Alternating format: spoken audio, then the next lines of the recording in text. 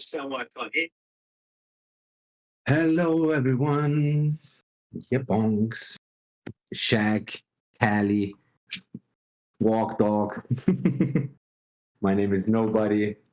So the boys, I guess, started to get their technical difficulties, or started to look at the technicalities of how this works with streaming on both sides. They started to do it right now. So up until we start. Hey, okay, so no, I bet he's working out his stuff right now with Serenity. Also waiting for Serenity to. Serenity joined the wrong channel. Okay, there he is. Awesome. Let me get an announcement out as well. How is everyone doing? How is everyone excited for this debate? Familiar faces in here, of course, as I said. So, Shaq, are you looking forward to this? Because I know your opinions on the KYC. Of course, I know your Bonks' opinions. So this is going to be interesting. I'm just trying to stay out of it and let the boys fight it, scrap it out. I have a feeling I'm going to get given a hard time by you Bonks today. I'm just going to mute him. No. He agrees with both sides. I'm safe for now. He hasn't heard what I have to say yet. I'm only gonna delete the messages that we don't agree with. My position is personal choice. Okay. I would like to, of course, the audience also to weigh in the conversation. So if there's something that you find interesting, just throw it out there. Maybe it gives some food for thought for the guys up on stage. Should we get an announcement started? Where is? I'm doing that now. Okay, where is Viral Blue?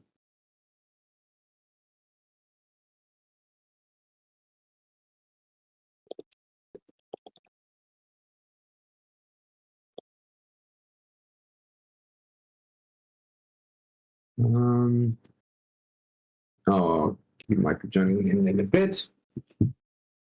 So, guys, as you know, you can use the stage question.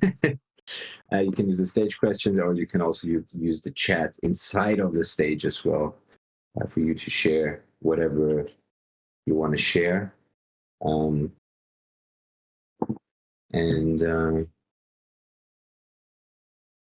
Some guys called Serenity wants to speak on stage. Should I let them up or?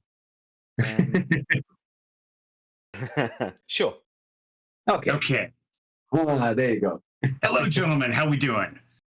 All good. Good. Okay, so don't worry. I'm gonna be off the stage real quick. Like once you guys start, I'm also not gonna do an intro or anything. Was just entertaining the people coming in up until you guys have fixed your technical difficulties and technical problems. Yes, I think we got it now. So if you're watching on YouTube, guys, you're not hearing the conversation going on in the pillars. I highly recommend join their Discord. I put a link in the description down below. Sign up there, and there are giveaways in both channels. And I want to say a huge thank you to the Lamono team for donating the $100 they're giving away on the Discord. Now here on YouTube, I will be giving away 4 NFTs, including some poker NFTs and 1 for Bit Fighters. Gonna be fun. I think that's a sign for me to just get off stage and. Is everything working correctly? I mean, can everybody in YouTube and Discord hear both me and MadHatter? Is this working okay, or did we break it? Yeah. So provided everyone can hear me, I think we're good to go, right? I hear you fantastically, and I've turned the audio on YouTube as well. Let me check the audio on YouTube for a second, if you guys don't mind. Yeah, I agree with you, Bonks. Your new studio looks crisp. Thank you, guys. Thank you. Yeah, I've been working on this for a couple weeks now. I really want to take my game to the next level. So I've really been doing a lot of research on the lighting and really giving that atmosphere of who and what am I? Because I think that's a huge thing that people want to look at, they want to see, and they want to know what it's all about. So thank you very much, you Bonks. Thank you to everybody in the community, and thank you guys for showing up. This is going to be fun. It is. Once we get looking forward to it. By the way, heads up from my end, I can hear you both on both channels. So I'm gonna get off the stage now. And guys, please, I don't want to bring in like the ambulance after this one. So note under the belt, okay? And yes, promise, no ambulance. Alrighty, bye. Thanks, David. Thank you, David. I appreciate it, buddy. And sorry, everybody, for the technical issues. We're trying something new.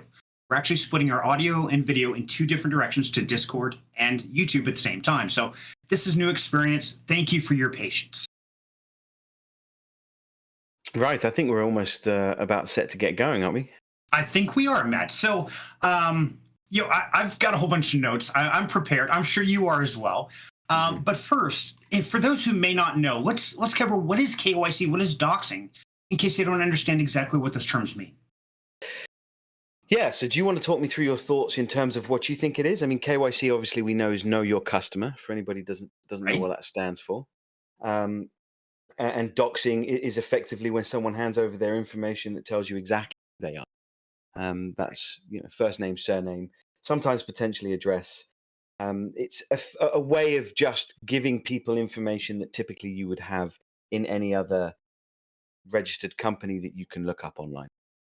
Right. And yeah, I would agree. And the different levels of KYC. Now, that's one thing, and that's going into the debate side. But everybody has a different definition of KYC. I mean, when you open a bank account, you KYC. If you create a central exchange wallet, you do a KYC. Other things don't require a KYC. So it's really interesting. And then within that realm, there are different levels of security. I mean, does it require a social security number or just a driver's license? Does it require your physical address or not? There's a lot of different levels to that KYC process. Yes, there is. And typically, especially in real world scenarios, it is legislation led, right? It's an anti-money laundering setup that avoids customers being able to take advantage of business. Correct. Agreed. And it's one of those, it keeps accountability. And I think that's one of the biggest things we're here discussing today is what level is appropriate security and accountability and transparency, and where does that become a risk? And when it doesn't become a reward, what is that balance? And I think that's really the critical thing we're going after here today. Yes, I agree. I think it is. And the discussion is going to be, should protocols in particular the space that we operate in, DeFi, should they A, KYC and B, doxed, or should the person at the top be doxed, right? The person that makes the decisions, the one that created the protocol, is it a necessity for you to have their information? Okay. So I guess let's start at the beginning. So Matt, now you're over in the UK, correct? Correct. Okay. Now, have you ever doxed or KYC'd publicly to the DeFi space? No. Okay. And that's fair. And so that's one of those things. But I'm curious, in Great Britain, what are the levels of KYC? What do you consider an appropriate level of KYC that, let's say, to open a business, something like that? What would be required? Right. So this is where immediately you and I are going to have a difference in opinion because we are. That's why it's a debate. To register a business, I don't consider it a KYC to the government, for example. I consider that to be something different. KYC, I believe, is primarily and almost entirely an interaction between customer and business. So it's something that a business is going to implement in order to ensure that the customer is going to be not going to be A, money laundering, B, can have access to their account if they need access to an account that might be closed off for some reason, and or is going to be unscrupulous and perhaps try and take advantage of that particular company, be it by way of not paying for something, avoiding paying, delay payment, whatever that might be. Okay. So you're looking at KYC to the customer different than KYC to the government or to whatever federal entity that exists. That's right. Yeah. I mean, in terms of the different levels of that, it really depends on what you're trying to set up. As a business, typically you've got to give an address, you've got to give your name. In actually the UK, it's surprisingly easy to set up a limited company. You don't even have to give your own physical address. A lot of the time you can give a PO box address. And the whole point of setting up a limited company is that it is limited, right, in liability. And we just don't have particularly stringent rules at the minute. They're getting more strict, and the UK is catching up. But similarly, in the US, there are some states where I don't even believe you need to give any details over to start a company, right? Or to go through any, take Wyoming, for example. If you look up the rules in Wyoming in terms of what's necessary, you'd be surprised at how limited information you need to hand over in order to start operating with other people's information. Right. And it really comes down to the type of company. So the US is very critical on certain types of companies, and that's how it kind of breaks them down. If you're dealing with funding of any kind, then yes, it's a very deep KYC process. But if you're starting like a lawn mowing company, yeah, you can just go out and mow somebody's lawn. That's not a problem. And there are different levels of that. Now, Down Home Crypto is an LLC corporation. We actually started a corporation when I started the channel and started doing this. And to do that, yes, we did have to give our identification, our driver's license, social security numbers. From there, get a tax EIN number, because essentially we'll be having subcontractors, things like that, funds moving in and out. So all of that had to be registered, both not only as a business, but also as an LLC. So two separate entities that coincide with each other. Right.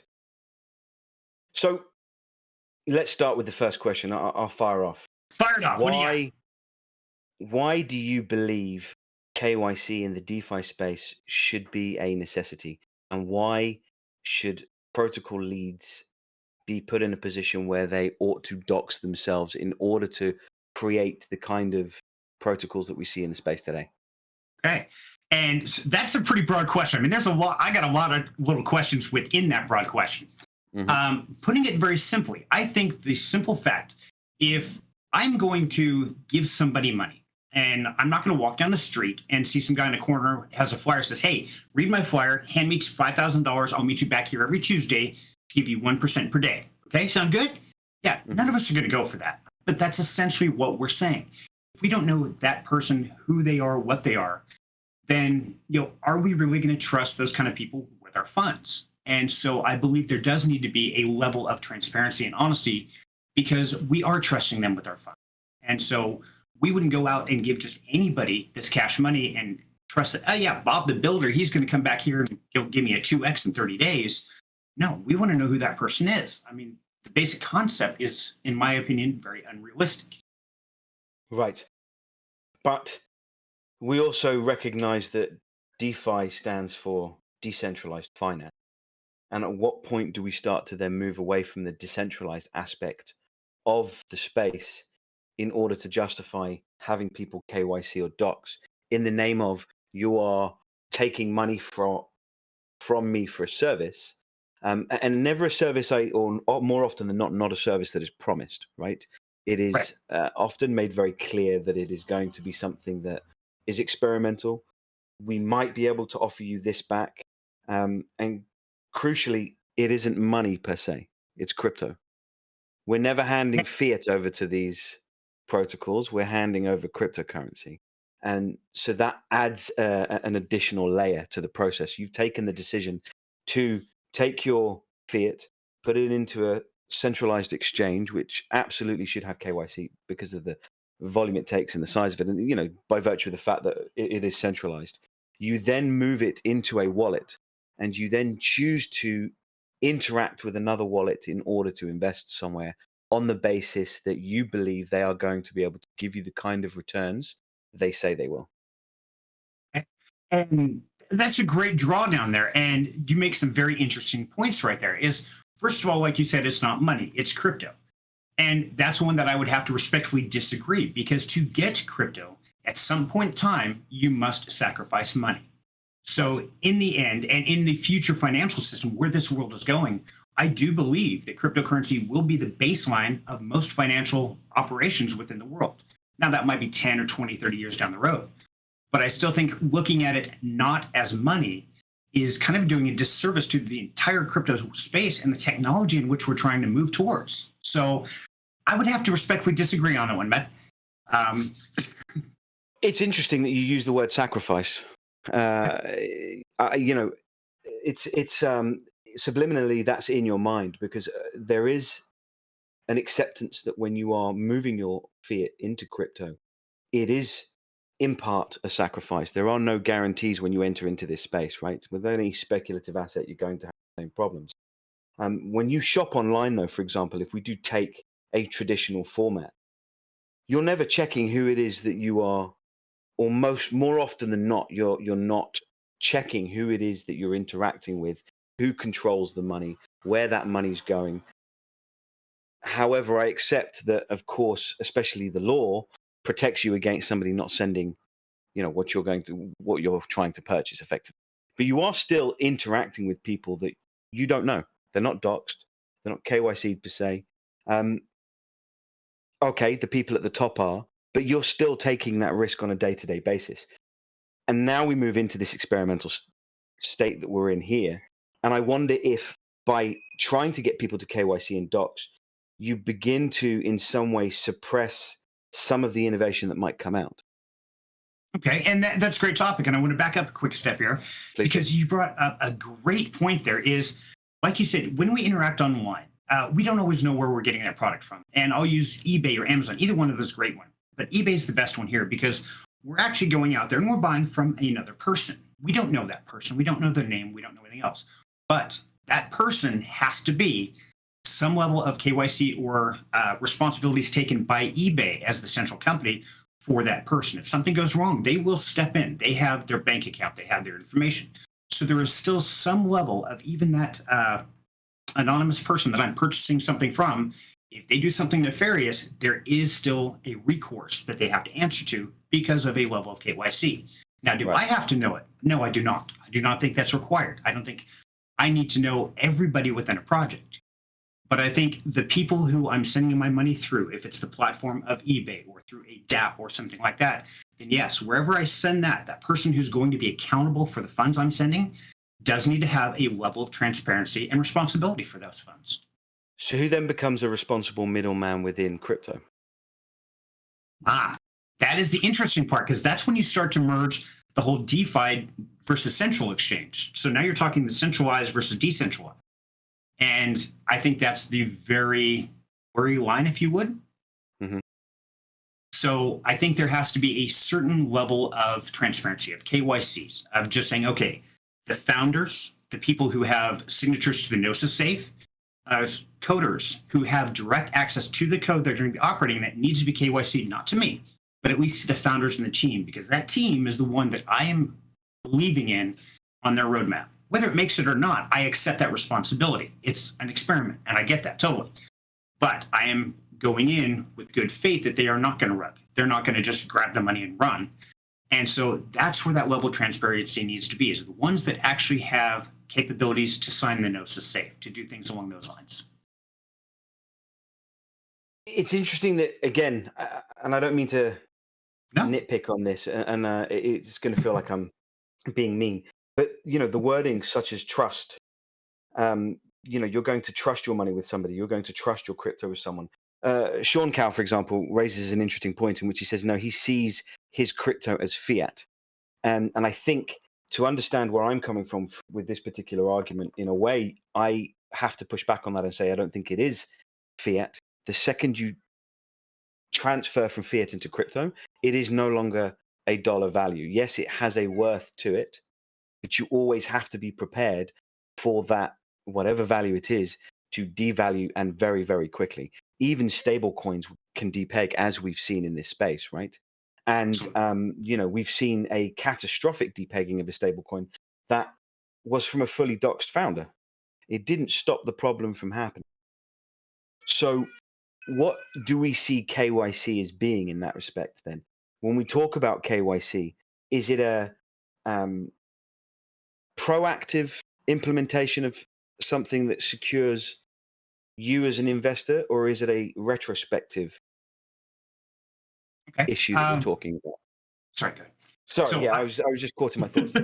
No, you're fine, because I know I'm going to draw a blank during time to time, and a lot of people are throwing up great questions in both and great comments, and I love it. Please keep them coming, because we will definitely share them here. So here's the one thing. Let's back up to the very, very beginning, because to me, you kind of jumped in the middle of this debate. I want to start back at the beginning just a little bit. Let's do it. Okay. So as a content creator, part of my job is to do the research. Just like you do the same thing. You do the research, but at what point does your research capabilities run out?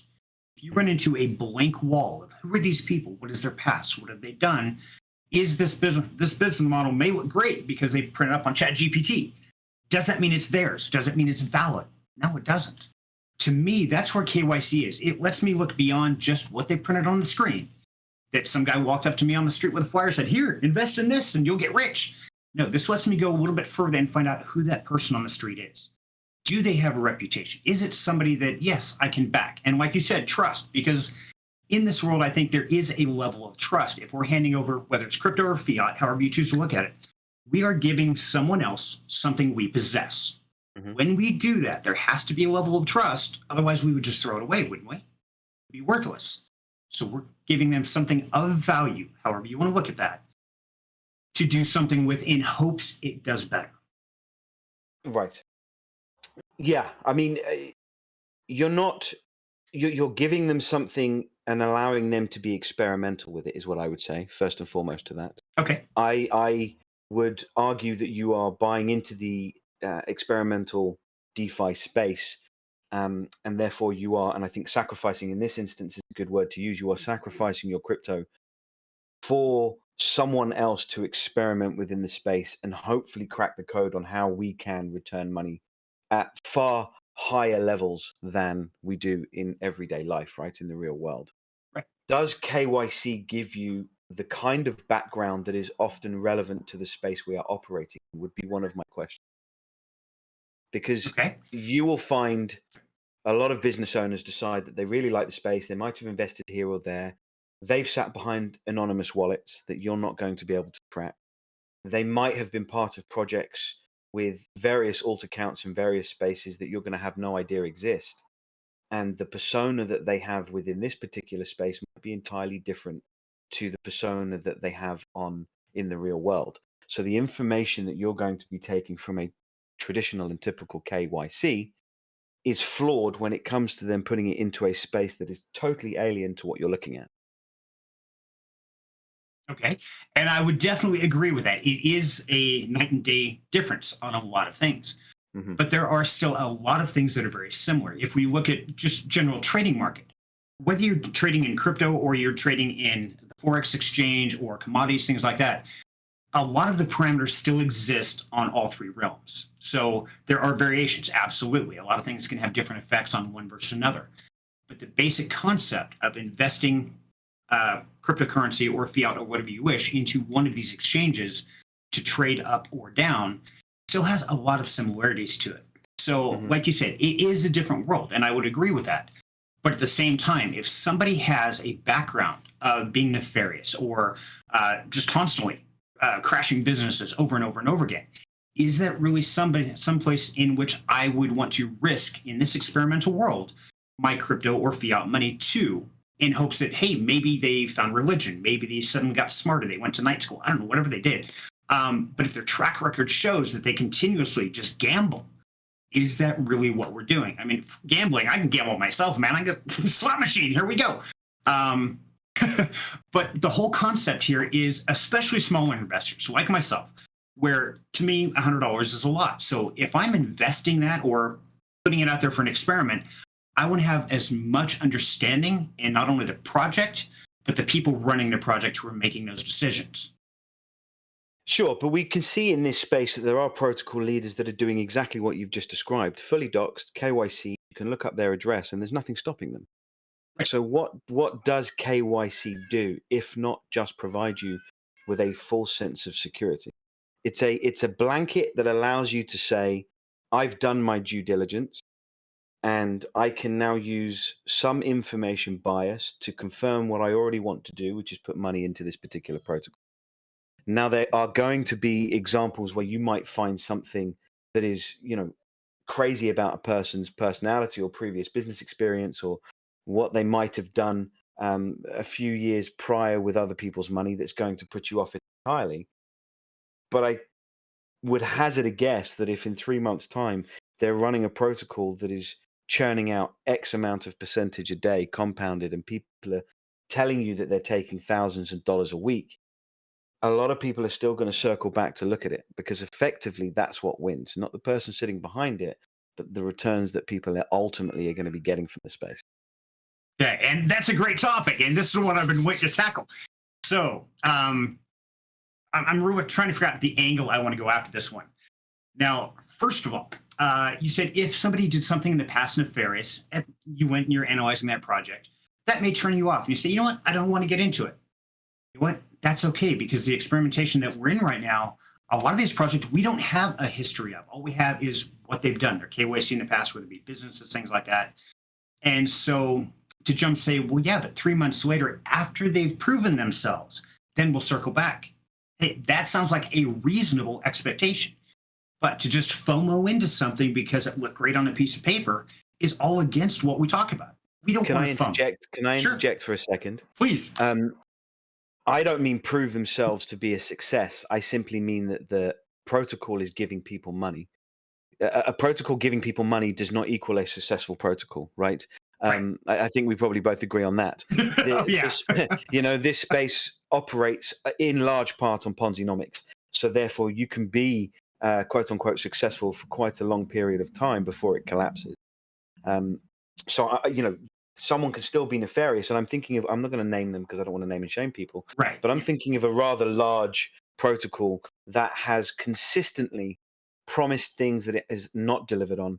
It's consistently had large amounts of money come into it, primarily based on the marketing that they come at this space with. It slowly begins to fail. They move to the next phase of what they're doing. They get a large amount of money in. It slowly begins to fail, so on and so forth. And to me, that is just a slow rug, right? All they're doing, as far as I'm concerned, is slow, and I'm sure you had this on your agenda to talk about. It's a slow, taking of the money. And even though that person is doxed and KYC'd, there is very little we can do about it. Okay, so I would have to respectfully argue I would not say that is a slow rug. I would say that is the protocol. That's the way it's built. That's, if you've done research, you can visualize that once you're experienced and you understand this, that is going to happen. I define a rug more as, okay, everybody put their money in the first week. All of a sudden, somebody cashed it out, ran from Mexico, they're gone. But as you said earlier, and you argued, this is an experimental space. So if we invest in something and it lasts 3, 6 months, 12 months, whatever, whether it's a Ponzi-nomic scheme set up or not, that's part of the experiment, is can they manage that before it bleeds to death? So I would disagree that is not in my definition of a rug. That is a long, slow bleed to death. Absolutely. It's miserable. And if you're not first in, then you're going to be the liquidity for other people getting out. But let me ask you this, right? Okay, we keep using this word experimental. Let's take that off the table for the moment. Okay. At what point then, through, because we're talking about KYC and doxing, at what point are we then going to say, well, this person has to become ultimately responsible for continually doing the same pattern over and over again? And you can see some of the comments. No, it isn't Safe Moon, but you guys can continue to guess. We're not going to. I'm not going to name projects and beat them up. Yeah, we're not here for that, guys. We're here to debate, and we're not going to trash anybody. We're not going to go try and slit throats. That's not why we're here. We're here to get this information out there. So, yeah, you guys can talk all you like, but we're not going to spread it. This particular project, it is a pattern of behavior that starts to creep in, and it has also been described by those people as, well, we got it wrong. We need to go back to the drawing board and try and do it better. Right. So are we not then just allowing them to have a wider scope of excuses the minute that they are KYC'd and doxed? Well, you know who I am. You've seen my face. You know where I live. I'm a registered company. I can just hold my hands up and say, you know what? The experiment failed. It didn't last longer than, so I can only apologize. I'll come back trying to do better next time. Absolutely. And that's the great thing is now, because they are KYC, they are doxed. When they do come back, we know how that person is. And we say, you know what? Nah, we tried that time before. Second time, we gave you a risk with a little bit. Third time, hell no, I ain't going to do it. So by having that KYC and docs actually gives us the opportunity to know who that person is. Now, if they're completely anonymous, they change their profile picture, they pick a new name, jump on Discord. Hey, a brand new project you've never heard of, you've never dealt with. Now it's going to release this new thing, when really it's the same people. So in the end, I feel that you just proved my point that KYC gives us a benefit to know who the good players are and the bad ones are, who to shun, and who to say, hey, he might have a chance. Okay, well, let's give this guy a chance. He's new. He didn't have a lot of background. I get that, but a new face, a new idea. Let's try it. You get the same guy coming back with the same regurgitating the same crap every day. Hell no. We're like, yeah, go play in traffic. We're done with you. But we've had people do that and successful. Yes. So the question then is at what point are we starting to say, well, KYC is beginning to equal legitimacy? Does it equal legitimacy? Is that what we're saying? That if somebody is doxed in KYC, they are far more legitimate than someone who is not? So here comes down to the definition of legitimacy. This is why it's a debate because everything is there. When you talk legitimacy, are you talking legitimacy of the honesty of that individual or of the project and survivability and profitability of the project itself? How are you defining? And therein lies the problem in KYC, because you're only getting one piece of information, and that's the person's name. Correct. And a background search that you might be able to do, right? I am saying that are we not in danger of drawing a parallel of legitimacy between a KYC person and their project, and not someone who is not or someone who's not KYC'd and it not being a successful project? I mean, there are successful projects out there that, and I'm not going to name. Well, I will name it. A question was posed to me today, and it was a very smart question. Would Bitcoin be as successful as it is, and therefore would the entire crypto market have boomed in the way that it did if Satoshi Nakamoto was doxxed? That's an interesting question. And it's one of those, would it or would it not? I believe it still would, since it started out essentially in a gaming platform and environment and was adopted in that world. I could absolutely see it being there. Now, would it have exploded to the level it is today? And I don't know. I really don't know, because it's one of those guessing what could the future be? Coulda, shoulda, woulda. And that's one of the most dangerous things, but also the most interesting, where there's a lot of rabbit holes and a lot of parallel universes we could go into. Mm-hmm. And that's one of those. At the same time, let me ask you, out of any other crypto on the planet besides Bitcoin, just lost my thought. I had up here in a question. What other? Sorry, go ahead. No, after you.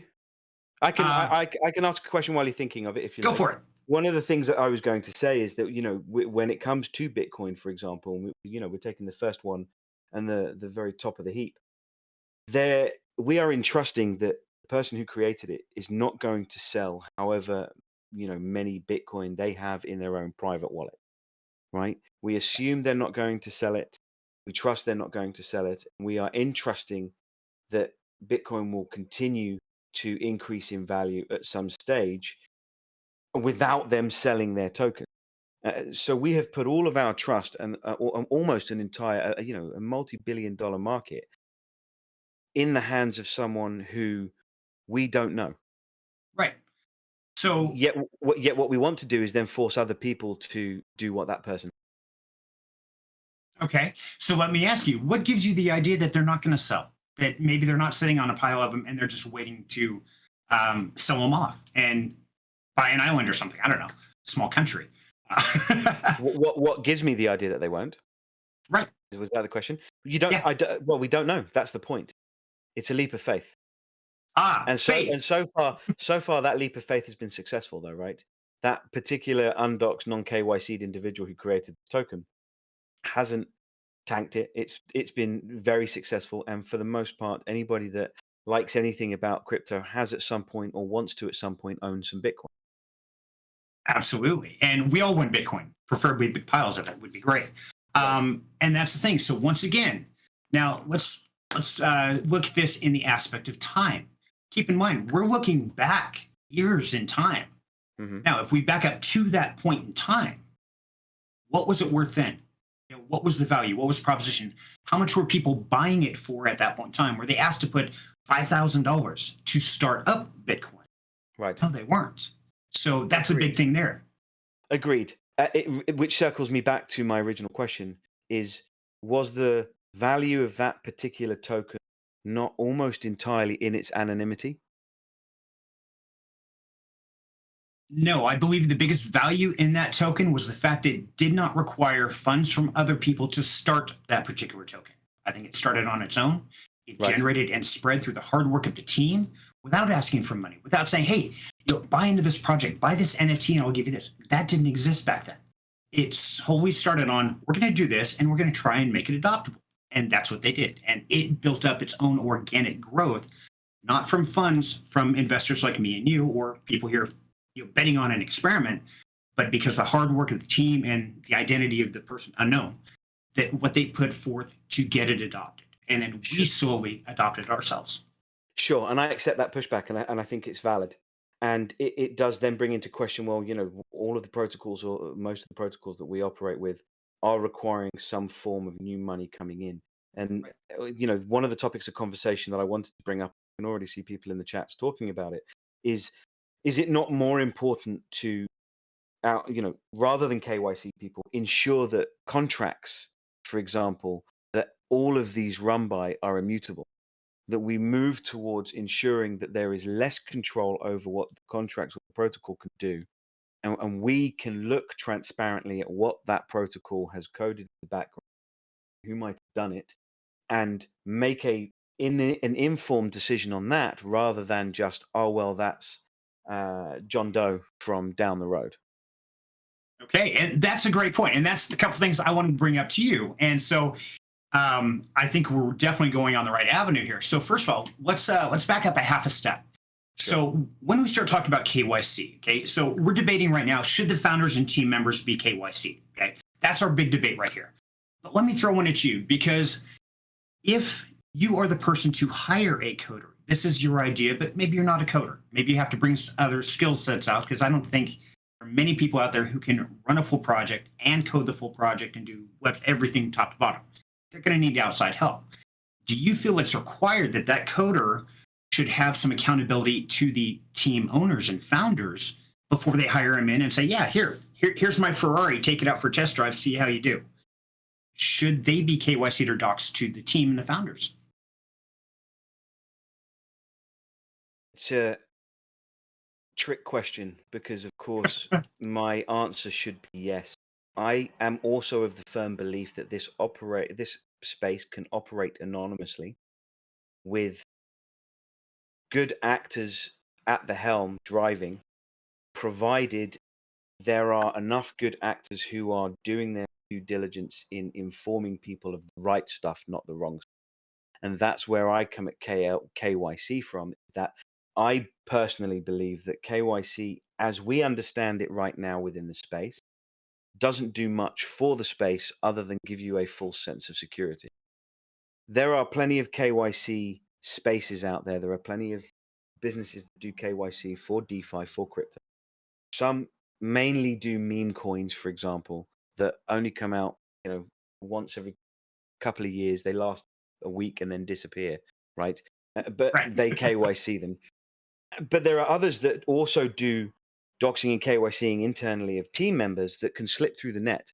Those processes have at times been circumvented. And you or I, as a normal average investor, would have no idea it's happening. Exactly. And I think that's where the problem lies.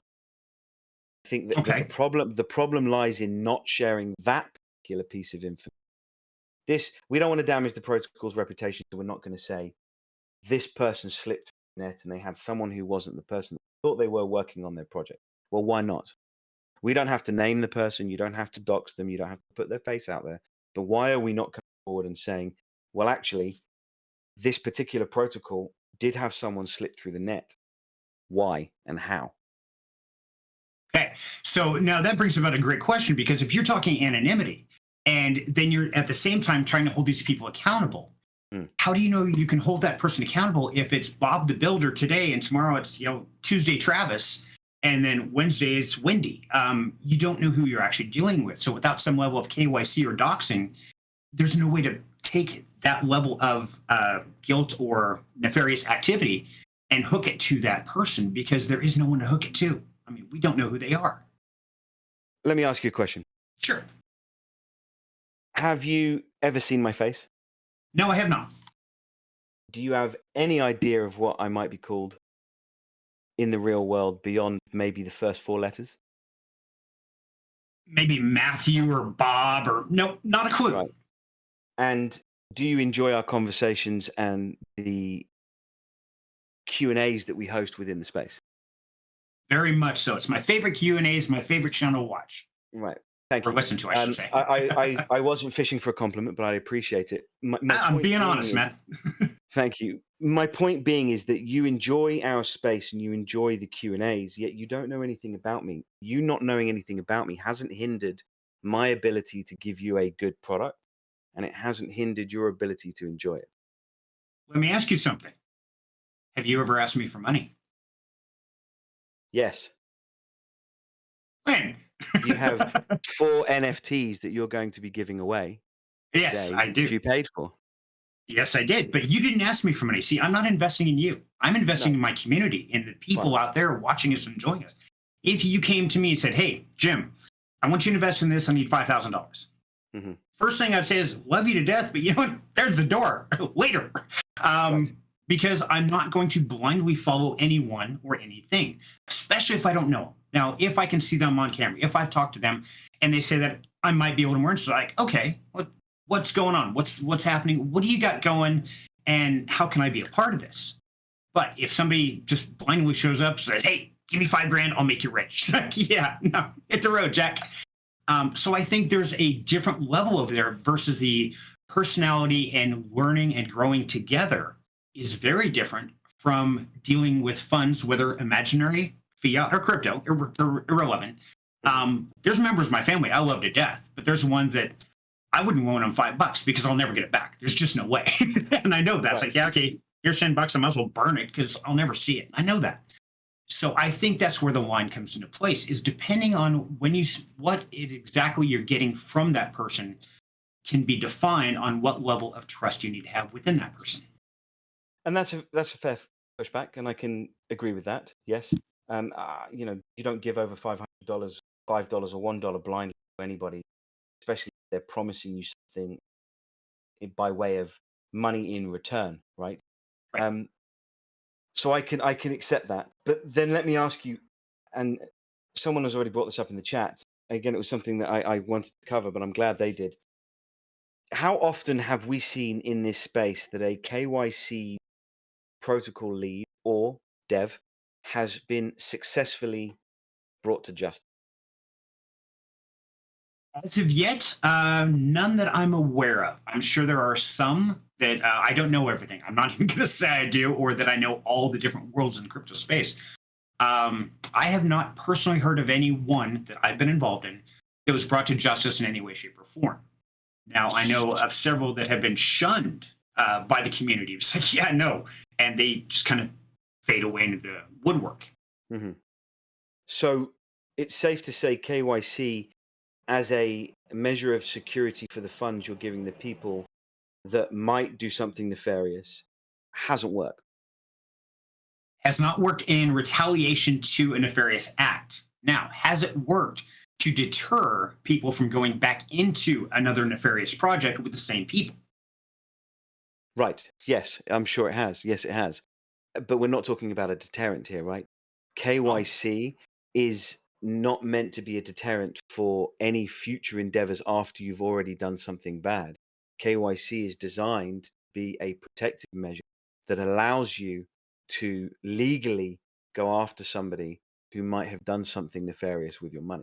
The problem is we haven't seen that happen within this space. I'm sure there are times where people have threatened to go after someone and managed, in fact, there have been people that have managed to recover funds. But as a successful kind of legal approach to someone who is KYC'd or doxed, to my mind, I don't think we've seen it at all. So in its current format, could we not then agree that KYC is fundamentally flawed? It's not doing what it should do, which is stopping those bad actors from getting away with it even the one time.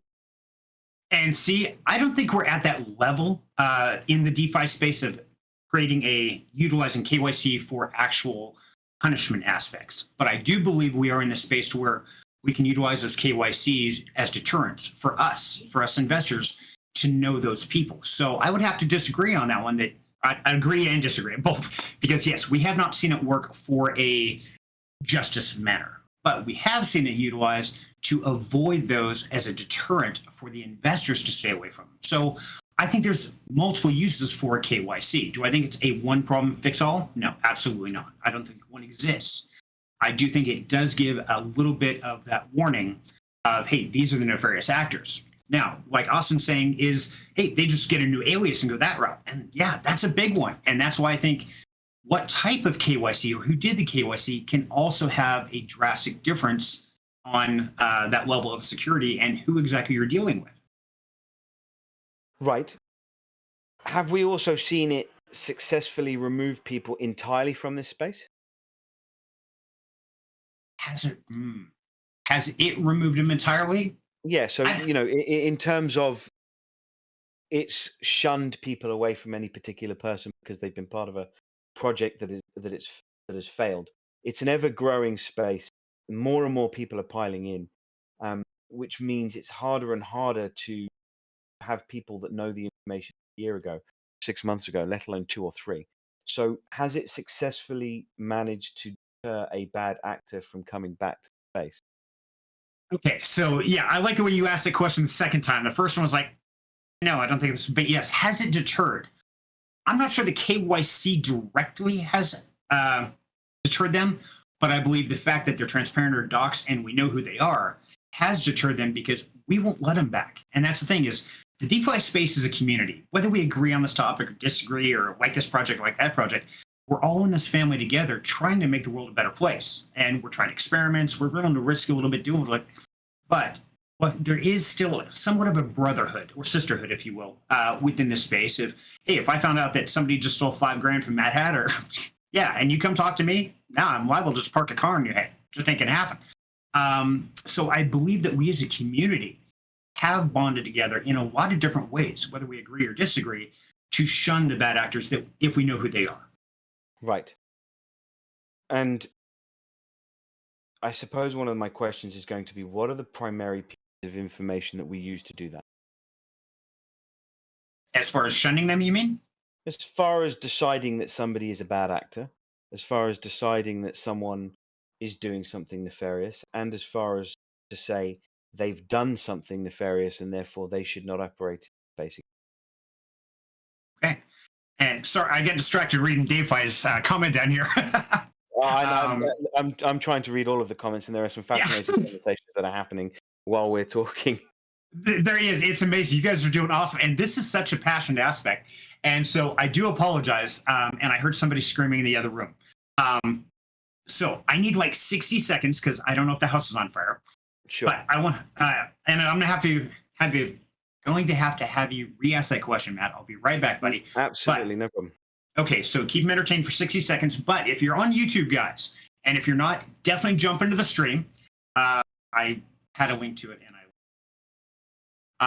but if you are, then right now in the chat, what I want you to do is for the first giveaway is type in, share the screen. I didn't share the screen. Oh, damn. I broke it. Sorry, guys. I got so excited with everything else. There we go. Type in the chat, hashtag KYC, and I'm going to be giving away one of the Pillars Poker Party NFTs for that mystery seat. Okay. Do that, and I will be right back in 30 seconds. And I am so sorry, Matt. Hang tight. No problem. That's why I jumped up on stage and yeah, just as an information, and not let's remember that YouTube can't hear you speaking, so the people watching on YouTube are only going to get to hear me speak. But I'll ask you a question. It's interesting.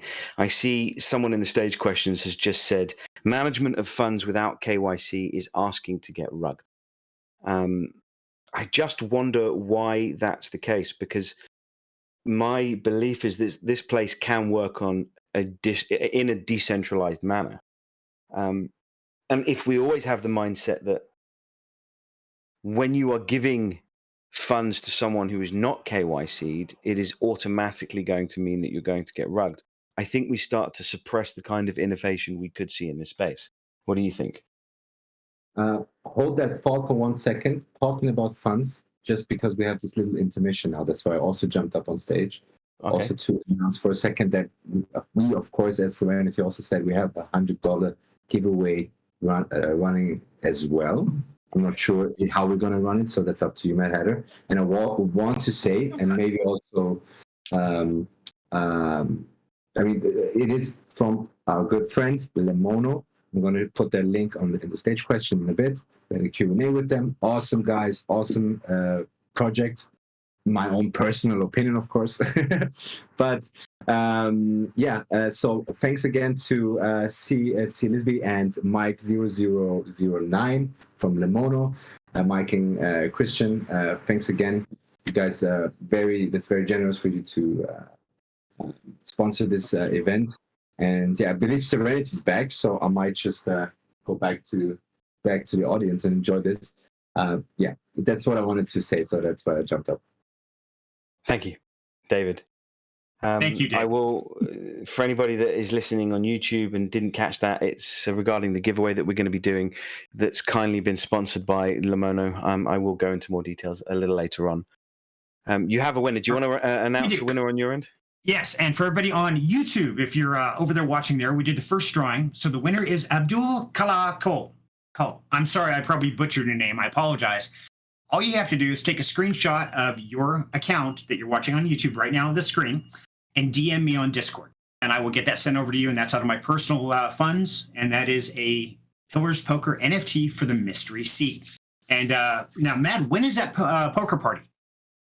The poker party, as it currently stands, is set to be on the 24th of this month, so next week, Saturday. However, we might push it back by a week because there have been a couple of unforeseen circumstances that might mean one or two people can't play. So we're just going to rearrange a few things and potentially push it back by a week. Okay. Sounds good. So, but this NFT gives them a chance for that drawing for that mystery seed at the big table, correct? Correct. Yes. And it gives them an opportunity to win a sizable chunk of the pot. Perfect. Okay. So congratulations. And yes, I've got a couple more of those given away. And like I said, at the very end of this, I'm going to be giving away a Bit Fighter NFT mint card. So there are only, 100 of them I think there are? 100 or 500, I forget. I've got one to give away to the community here. So if you're not on YouTube, definitely jump on, subscribe to the channel, like this video. That's all I ask. Mm-hmm. Okay. So I apologize for that. And to bring you up to speed, in my house, we have a mystery knock. If there's 3 steady knocks, that means somebody urgently needs help somewhere. And apparently my son was in the garage. My daughter was in the living room. He knocked on the wall. I heard it and went, oh my God, what's going on? So yeah, my apologies. Okay. I hope everything's okay. Yeah, it was something really dumb. And I went out and like, what's going on? He's like, oh, I'm so sorry, Dad. I didn't mean to borrow your stream. Like, come on, man. You know the game. It's like a safe word here. So, okay. I apologize for the interruption, guys. Common sense and good feelings help guide you. Absolutely. And we're trying to get through all the comments, and there's so many, guys. There's some fantastic conversations going on, but I did have a question for you. Sure. What pieces of information are we utilizing to ensure that we think someone is a nefarious actor, they have done something nefarious, and they should not be allowed to operate in this space? And see, that's a really interesting one, because I think that comes down to the definition and perception of that particular investors. As we know, if, like we talked about a second ago, if something lasts for 3 months and bleeds to death, you call that a slow rug. I call that an experimentation that lost. And so I know that going into it because of my experience level. So really, is there any definable aspects that say, yes, this absolutely was nefarious, or this was just a really bad plan and it didn't work? And so I think everybody's going to have a little bit different answer there. What is good and what is bad? So for me, I think it all comes down to the level of education that you have on any particular protocol, right? The more you saturate yourself with the information from that protocol, the more you can deep dive into what's going on in the background, the more of an informed decision you can make as to whether or not you think something is a slow rug or not. Is money being moved in a way that appears to be strange and against the tokenomics that are listed in the white paper, for example? Has money been taken out in a large sum that shouldn't have been and we were told wouldn't be? You know, does someone, for example, tell you that they don't have the keys to a dead wallet, and then a year later they say, yes, not only do I have the keys, but I'm going to sell whatever's in there at the right?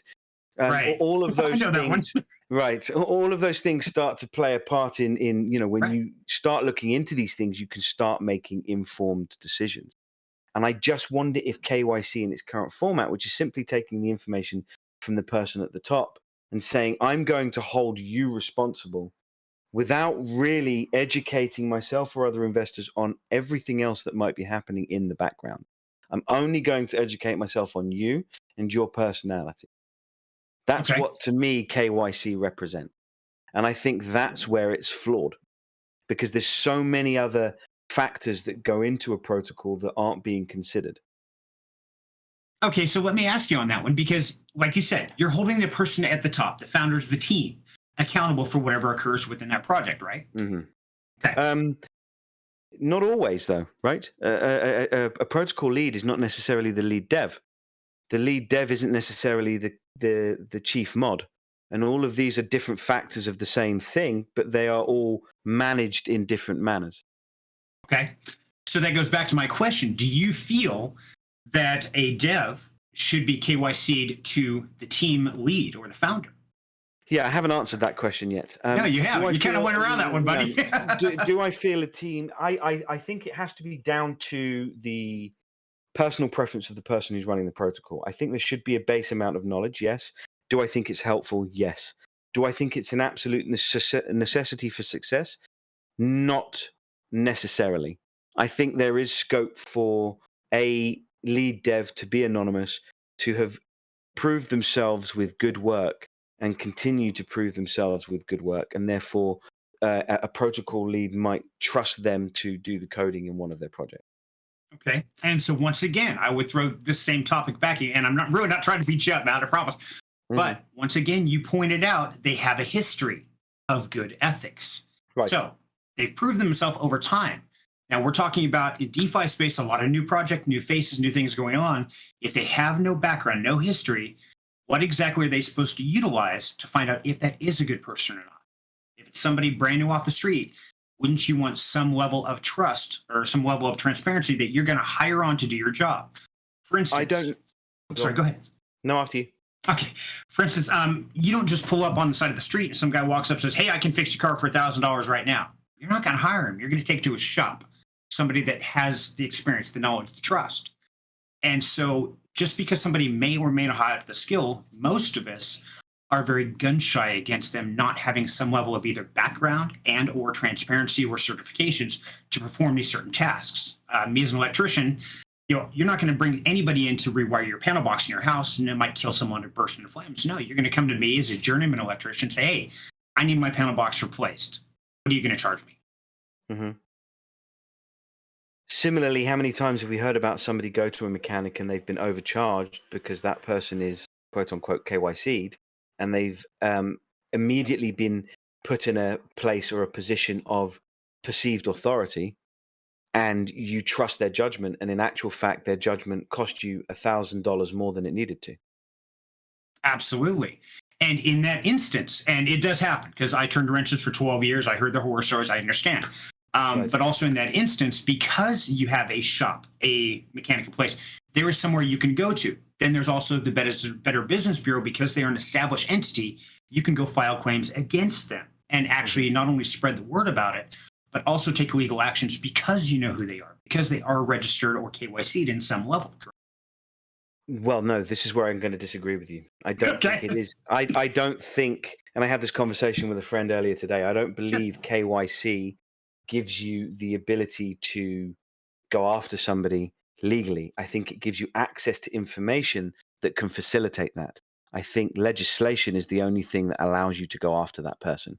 And we then start to muddy the waters a tiny bit and blur the lines between a space currently that is very thin in terms of legislation, and we are imposing our ideas from a highly legislated area and KYC and what it means to that, and we're trying to bring that into a place that has very little to no legislation.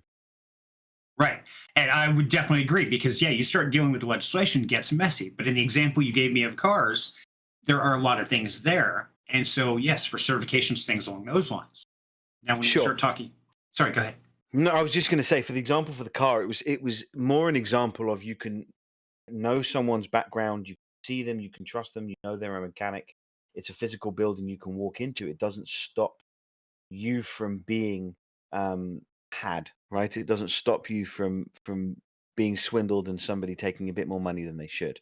And in actual fact, in that instance, and I think it's an even stronger argument to be had within DeFi, KYC starts to give a false sense of authority. It starts to then say, well, this person must be better than the person that doesn't want to KYC. This person is wanting to be more transparent than the person that doesn't want to dox, and therefore they are more trustworthy. Okay. And I could absolutely see that. And I would have to agree with that to some degree. Doesn't mean they're guaranteed trustworthy. No. Does it give us a better feeling, like you said, that we can trust them? I would say some people who are uneducated or inexperienced in the space, yes, being KYC'd or doxed, they just immediately say, oh, well, they must be trustworthy.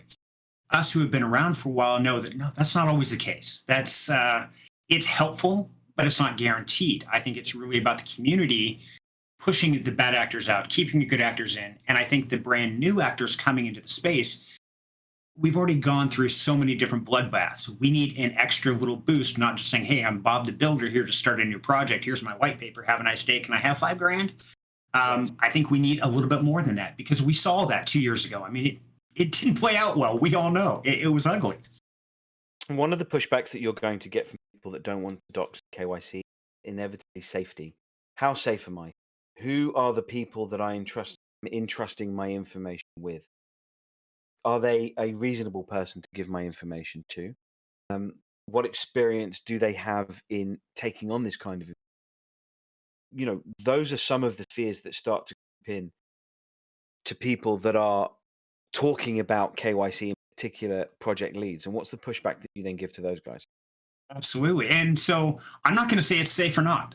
People are nuts. I mean, people are absolutely insane. I mean, I'm hearing about it all the time on the news. But the trick is I believe, okay, this is just my opinion. If I'm going to go out and start a business, part of that business is going to be getting to know these other people and asking them for funds to build this business up. Mm-hmm. In doing so, I have to take on some level of accountability as well as responsibility, and with that comes some risks. Now, if I'm not comfortable with that, maybe a project lead is not the best way to go for me. Maybe I need to be a part of a team. Maybe I need to give somebody who does want to be in the spotlight, is willing to take those hard hits, because it's going to happen. Things are going to go wrong. You're going to get punched in the throat at some point in time, even if it's not your fault. So you have to be willing to stand up there and take those hits. And that is not for everybody, plain and simple, whether you're a content creator, you're an interviewer like yourself.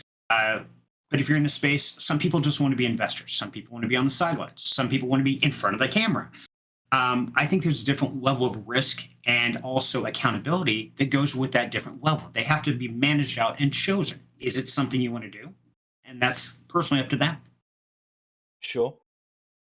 Would you say Drip was a successful project? I would say it survived long enough to be not a rug. Is it successful? A lot of people would say yes, they made a ton of money. Personally, I would say no, because I threw $100 into it, and that $100 is worth like $12 now.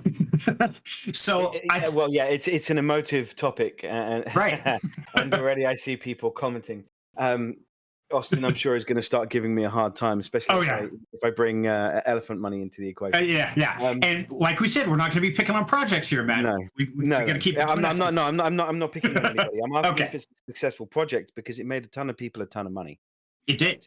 And it's also bleeding to death. So it is. And part of the experiment is that, as you say, it's not necessarily a slow rug. It's just the mechanics that perhaps didn't work as it should have. But for a very long time, Drip gave people a lot of money. Now, people that are still in it are going to feel the hurt if they bought at, $220 and it's now down to 30 cents.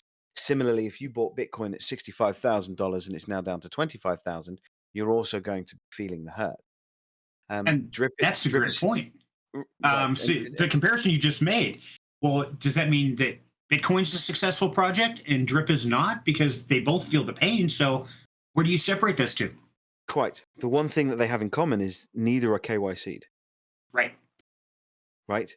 So it can happen in this space. You can hear the person's voice. I mean, it might not be their actual voice, but you do hear who you believe to be the team lead's voice. You hear them speak. people who got their money back. Your bonks is making a very valid point. Drip was successful depending on whether or not you ROI'd and didn't ROI. And that's also a very interesting topic to expand on a tiny bit, because if we are saying that ROIing is the baseline for success, then I think we're setting the bar too low. Just getting your money back and I'm not saying that that's what your bonks is saying, but if just getting your money back is the baseline for a successful project, then that's perhaps where the fundamental issue in this space starts, right? That we throw money at something expecting only to get our money back, while someone else somewhere might benefit more. Exactly. And so that's a great thing. And that's one thing that this space has really gotten bad about is, well, you're going to be 3 months till you ROI. I don't care. If I was going to wait 3 months, I would have just held my damn money. Why would I even do it if I'm worried about the ROI? Right. I'm going into this to go beyond that. And so it's not about the ROI. That just means you didn't get wrecked. It's really about going beyond that, because essentially, if we can't go beyond, why would we even bother, honestly? Right.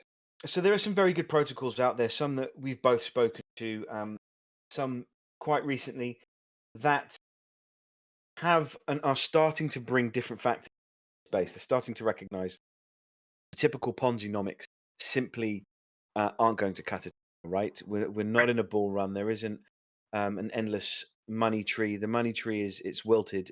It's sitting on the sidelines. They chopped it down. It's gone. Yeah. It's trying to catch its breath. And people are recognizing that in actual fact, to push this space forward, you're going to need some form of an outside revenue. Is knowing someone's identity and being able to see their face, is that the most important part of knowing what they're doing for the protocol? Most important part, no. Critical piece, I believe, yes, it is. Because essentially, once we know who somebody is, then we can see what are they doing. Now, if we don't know who they are, then they can unanimously say, well, I went over and talked to this person, and you actually know that person. It's like, hey, did Bob come talk to you? It's like, who the hell's Bob? What are you talking about, buddy? But if I go over to that person and say, hey, did MadHatter get a hold of you? It's like, oh, yeah, MadHatter did get a hold of me. Okay. Or did that shiny bald-headed guy, did you get on camera with him? How did that go? Then you know. And so that's the trick, is it an all-inclusive? No. KYC will never solve the problems. Neither will doxing to 100 degree. But I believe it is another level that lets us look one piece deeper. Sorry, my camera went all blurry. And that's one of the big topics is when I do my research on a project. Okay, I go into my white paper. I go through the website. I go through the Discord. I start researching all that just like you do. And there's a certain level you hit that you can't go beyond. And so it's like, yes, okay, the business model looks sound. The Discord seems fired up. Tokenomics makes sense. Contract, I don't read contracts, but yeah, everybody else who does read contracts says it looks great. But then again, turn around and immediately after a project launches, what happens? It turns out there's a bad actor somewhere out there who's hacked a back door into it, and it gets wrecked. So now we know that it's not the team, because we know the team. I know that person face to face. And so I know that, that wasn't the guy. One, he's not smart enough. He doesn't have that kind of experience. Two is there's genuine understanding, regret, sorrow of, hey, man, this went way, way wrong. And I'm talking about a project that this just happened to a couple of days ago, and I felt so bad for them because they felt they did everything right, but there was a backdoor somewhere in the project. And so is a KYC a guarantee? Absolutely not. But it does give us one more level of transparency behind just the documentation that's online. Because just because it's online doesn't mean you can trust it. Sure. Now, in that under those circumstances, the team leads, ultimately, was it not incumbent on them to ensure that no backdoor was in their code and that they hired the right person? And at what point do you then say, well, we have your details and we should go after you legally? You Absolutely. were irresponsible in team choice. You should have looked after what you were doing better. Or it is now our job, because of your details, to file a legal complaint against you. And that is one thing that we have the capability to do. Doesn't mean it's going to go anywhere. No. But it also makes that person, I would hope, I'm assuming here, this is assumption, and we know how those go. That's assuming that that person being KYC docs in front of the camera and being a team lead, that they are willing to take on that risk, knowing that if something does happen, it's their responsibility. They have to answer up for it. And Right. for this particular team I'm talking about, is they're giving refunds out of their own pockets to the best of their abilities, but they're not going to have enough. And we know that. And I think it's one of those where I think that's where the genuine sentimentality, that word, genuine honesty comes through of, hey, this was just wrong. I mean, you see a guy break down in tears on camera. There's obviously something going there. That's might be a great actor. I don't know. Sure, But I of seriously course. I doubt mean, it. you can be emotionally tied to something, feel bad when it fails, but at the same time, I suppose what we're saying with the KYC is you also are meant to be responsible for everything underneath you, and you got to suck it up, Buttercup. If it goes wrong, Right. it's your responsibility. Austin has made a very good point, and I was kind of Yeah. circling around to this, that we are now, and I believe that's why for me KYC is going to become a redundant term within this space. We're meshing audits with KYC. Right. We're conflating the two, right? Because ultimately, what we want and what we're striving for is more information. That's what I believe. I think KYC is what we consider to be that process of getting information, because if we have that person's background, we know something about them. Reality is, I don't think it gives you much information about the project they are creating or have created within this space. And I think what we're really wanting to strive towards and the direction that we're trying to get into is educating people with the right information rather than the wrong information. Correct. I would have to agree on that one.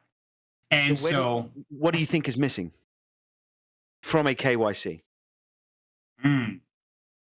That's the trick. Is it really depends on what exactly is that KYC being utilized for? I mean, if we like we talked before, is it being utilized for reprimand after something goes wrong, or is it utilized more for education before getting into something? So I think there's different levels there, depending on what's required. If it was for afterwards, then I think you need social security numbers and tax identification numbers and all this other stuff, blood type, all that. If it's going into it, I think verifying that face goes with that name, goes with that address, that's that person. It's just enough for the education to avoid the bad actors, not to take repercussions or legal action against them. Now, a lot of people would disagree, saying, no, KYC is absolutely for legal action.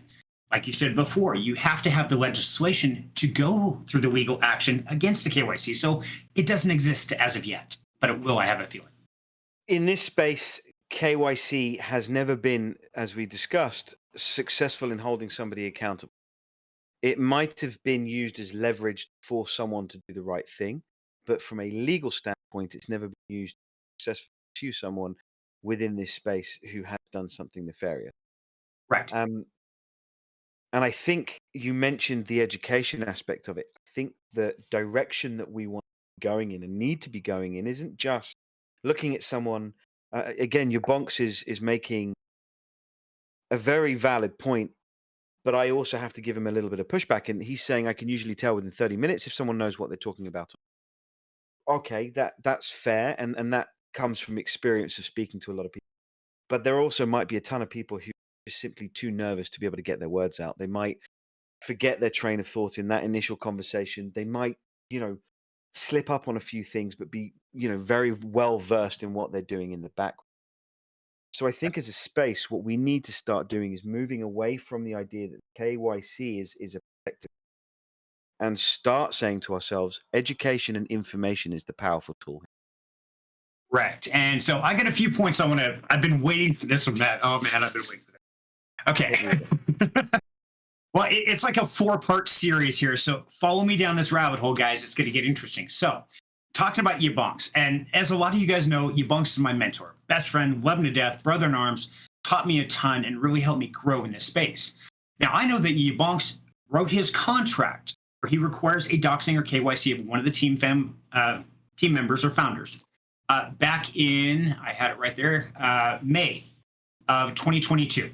Okay, and since that time, he has researched 50 projects. Of that, not one of them has flat out rugged. We've had 2 rogue agents within the team run away. None of them have rugged. So, does that mean that KYC does work to some degree by creating more safety?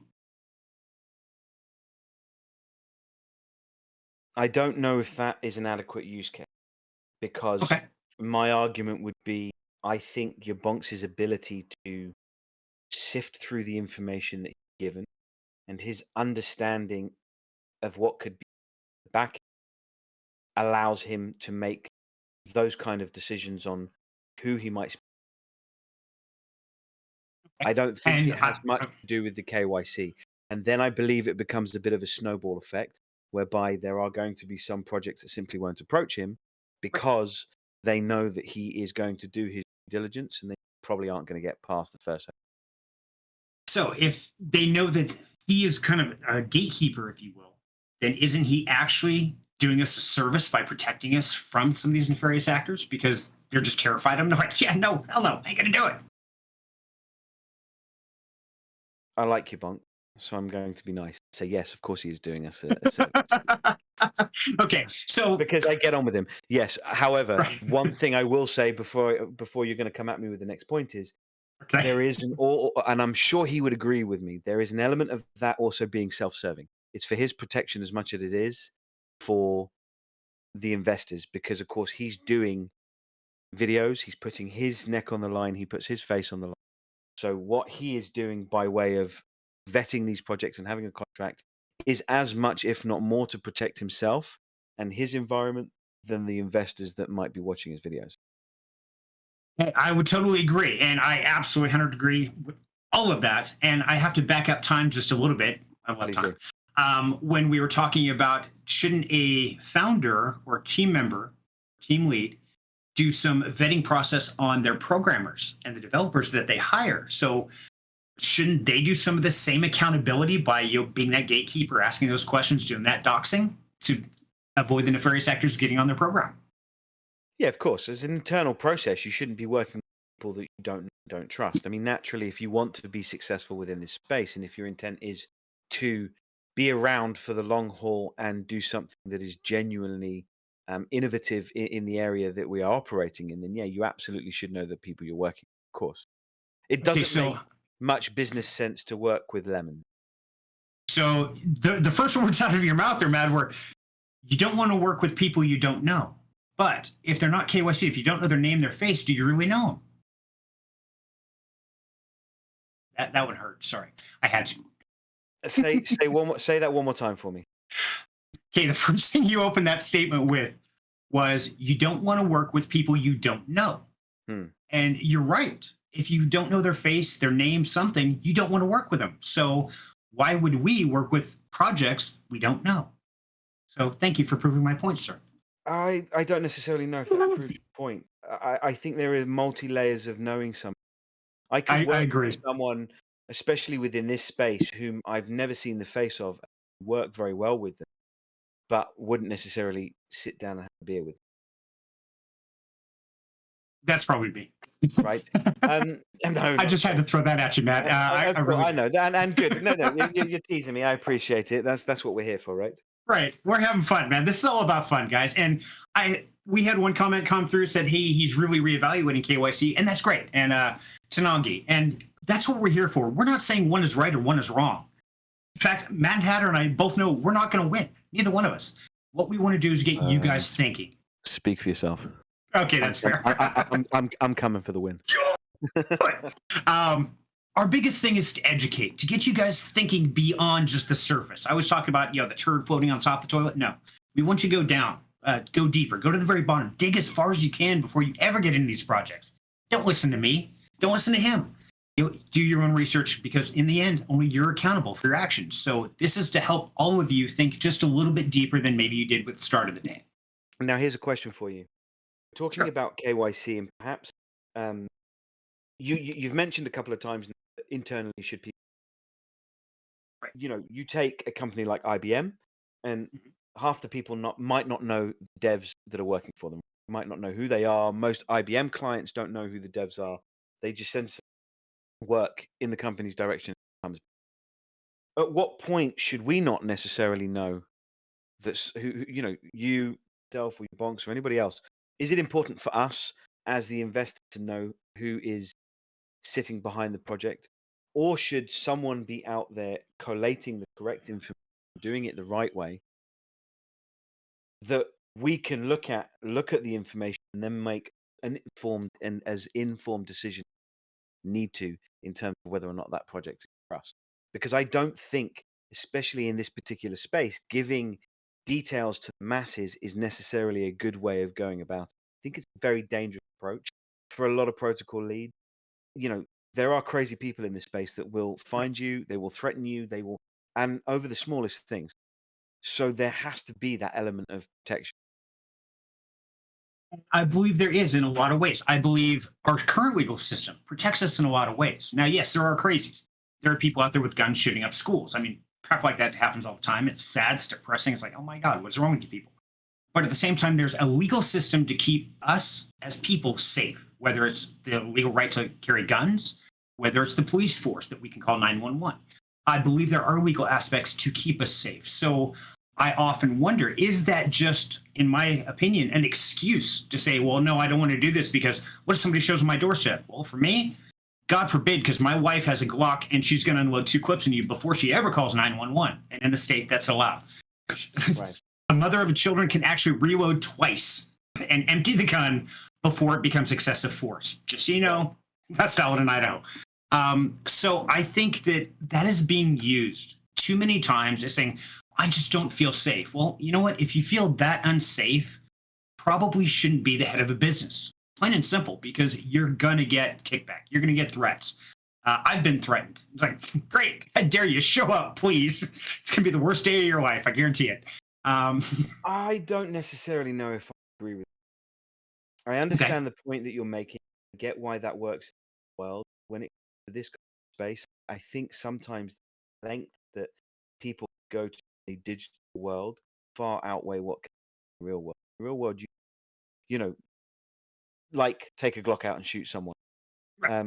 You know, but lives can be completely ruined a multitude of different directions online, for example. But it all boils down to what is, when it comes to a project, to a protocol lead, when it comes to a dev, what is the information that actually, what factors are most important for you to make an informed decision? Because it can't just be, this is John Doe from Connecticut who might have run a couple of companies in a previous lifetime and now moving into the world of crypto. Those can't just be the only factors that we need and should look into when it comes to making those decisions. Right. And so I agree. It's one of those, there can be a lot of things such as defamation of character. There can be scandalous photos shared. I mean, there can be all kinds of rumors and just FUD created, and there are constantly. And that's one of those, again, comes back to the founders, the team members. Are they willing to put themselves out there for this type of ridicule, this type of persecution? Because, yeah, in this digital age, we can find all kinds of things. Plus, people are going to make it up, plain and simple.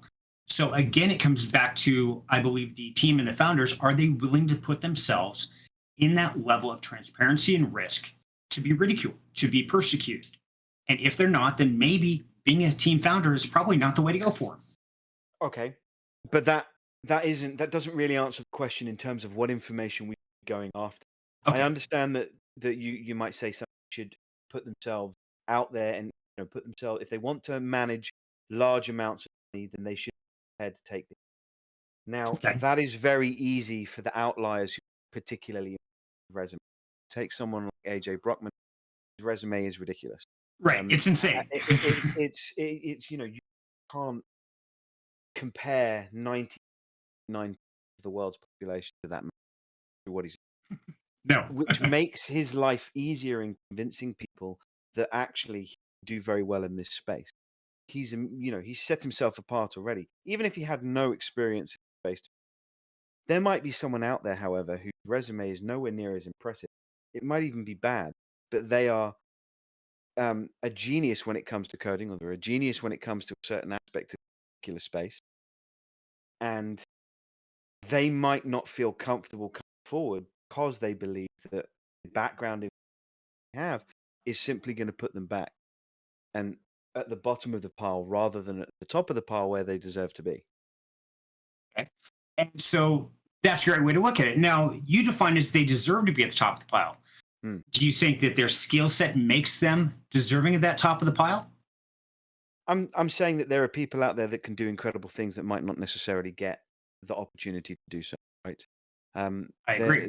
There's someone out there that can break the 100-meter world record, but they might never get the opportunity to do so. That's simply what I mean by that. Okay. They And I, deserve to be in that race. They just can never get there. okay. And I agree that the world is not a fair place, and it is never going to be fair. And anybody who tells you it is, they're lying to you. Plain and simple. There will always be great people who are overlooked because somebody has a bigger following or things along those lines. But you used AJ Brockman as a great example, and AJ is amazing. I haven't talked to the man personally one-on-one yet. Been trying to, hoping to one day. But Very busy. he's an awesome example because I've done a lot of research on his past, on what he's done through Yabonks and through all the EMP and everything else.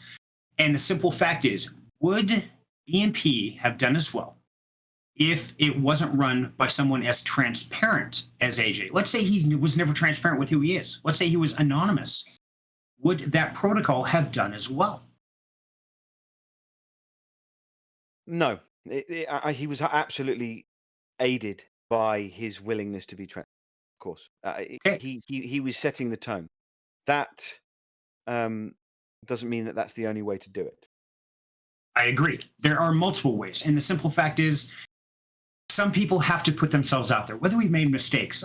You and I had an interview a couple months ago. We talked about, the life of Serenity. And, I was honest about, yes, my past, my addiction, my crash business. I've had all kinds of problems. I'm ever in recovery as an addict and always will be. It takes a lot of guts to say that on live screen to these people, yes. And I have to be honest enough to say, I will be an addict the rest of my life. There is no cure. I take it day by day and I stay clean. I've been clean 5-6 years. I don't know, long time. And whenever I'm not, I have to be accountable for that too. But I believe that level of honesty and transparency adds a lot of strength, and people can relate to that. And if they can't, that's okay. They don't have to. Agreed. But now what we're doing is moving into the realm of an interesting conversation whereby you're suggesting that non-KYC is not on it. And therefore, it becomes a false cause, right? That it's drawing a parallel simply because we're saying, well, KYC equals honesty. That isn't necessarily the case. There are plenty of very honest people out there that aren't necessarily KYC. I'm not saying KYC is a level of honesty. It's not. It's a level of transparency to give people the opportunity to research beyond just the surface. Agreed. However, there is information inevitably missing from the KYC, as we know in this space. Right. Right? Can we agree on that? Yes, we can agree. Hey, we found something to agree on, man. All right. Only took us an hour and a half, but we found something. It did. We need to move towards a space where we are not saying, because one of the problems, and I'm sure somebody's already said this. I imagine probably Austin, that the KYC is often synonymous with a stamp of approval. It comes with a gold stamp. It comes with someone. I'm saying that this is worth investing in. This is a certificate of past XYZ. Without truly having all of the information in hand. I mean, for example, are you able to tell me some of the criteria that people go through in the current KYC process in this space? Actually, I can tell you exactly what KC Consulting requires. Is that what you're looking for? I figured you might have looked one up. So yes, hit me with it. So as you guys know, Cyril Kier, love him to death, another brother in arms. We have our rags to riches. We do a lot of things off-camera stuff together. He is the CEO of KC Consulting. So had a chat with him this morning to verify my information. And if anybody wants the link, I will be happy to share it with you.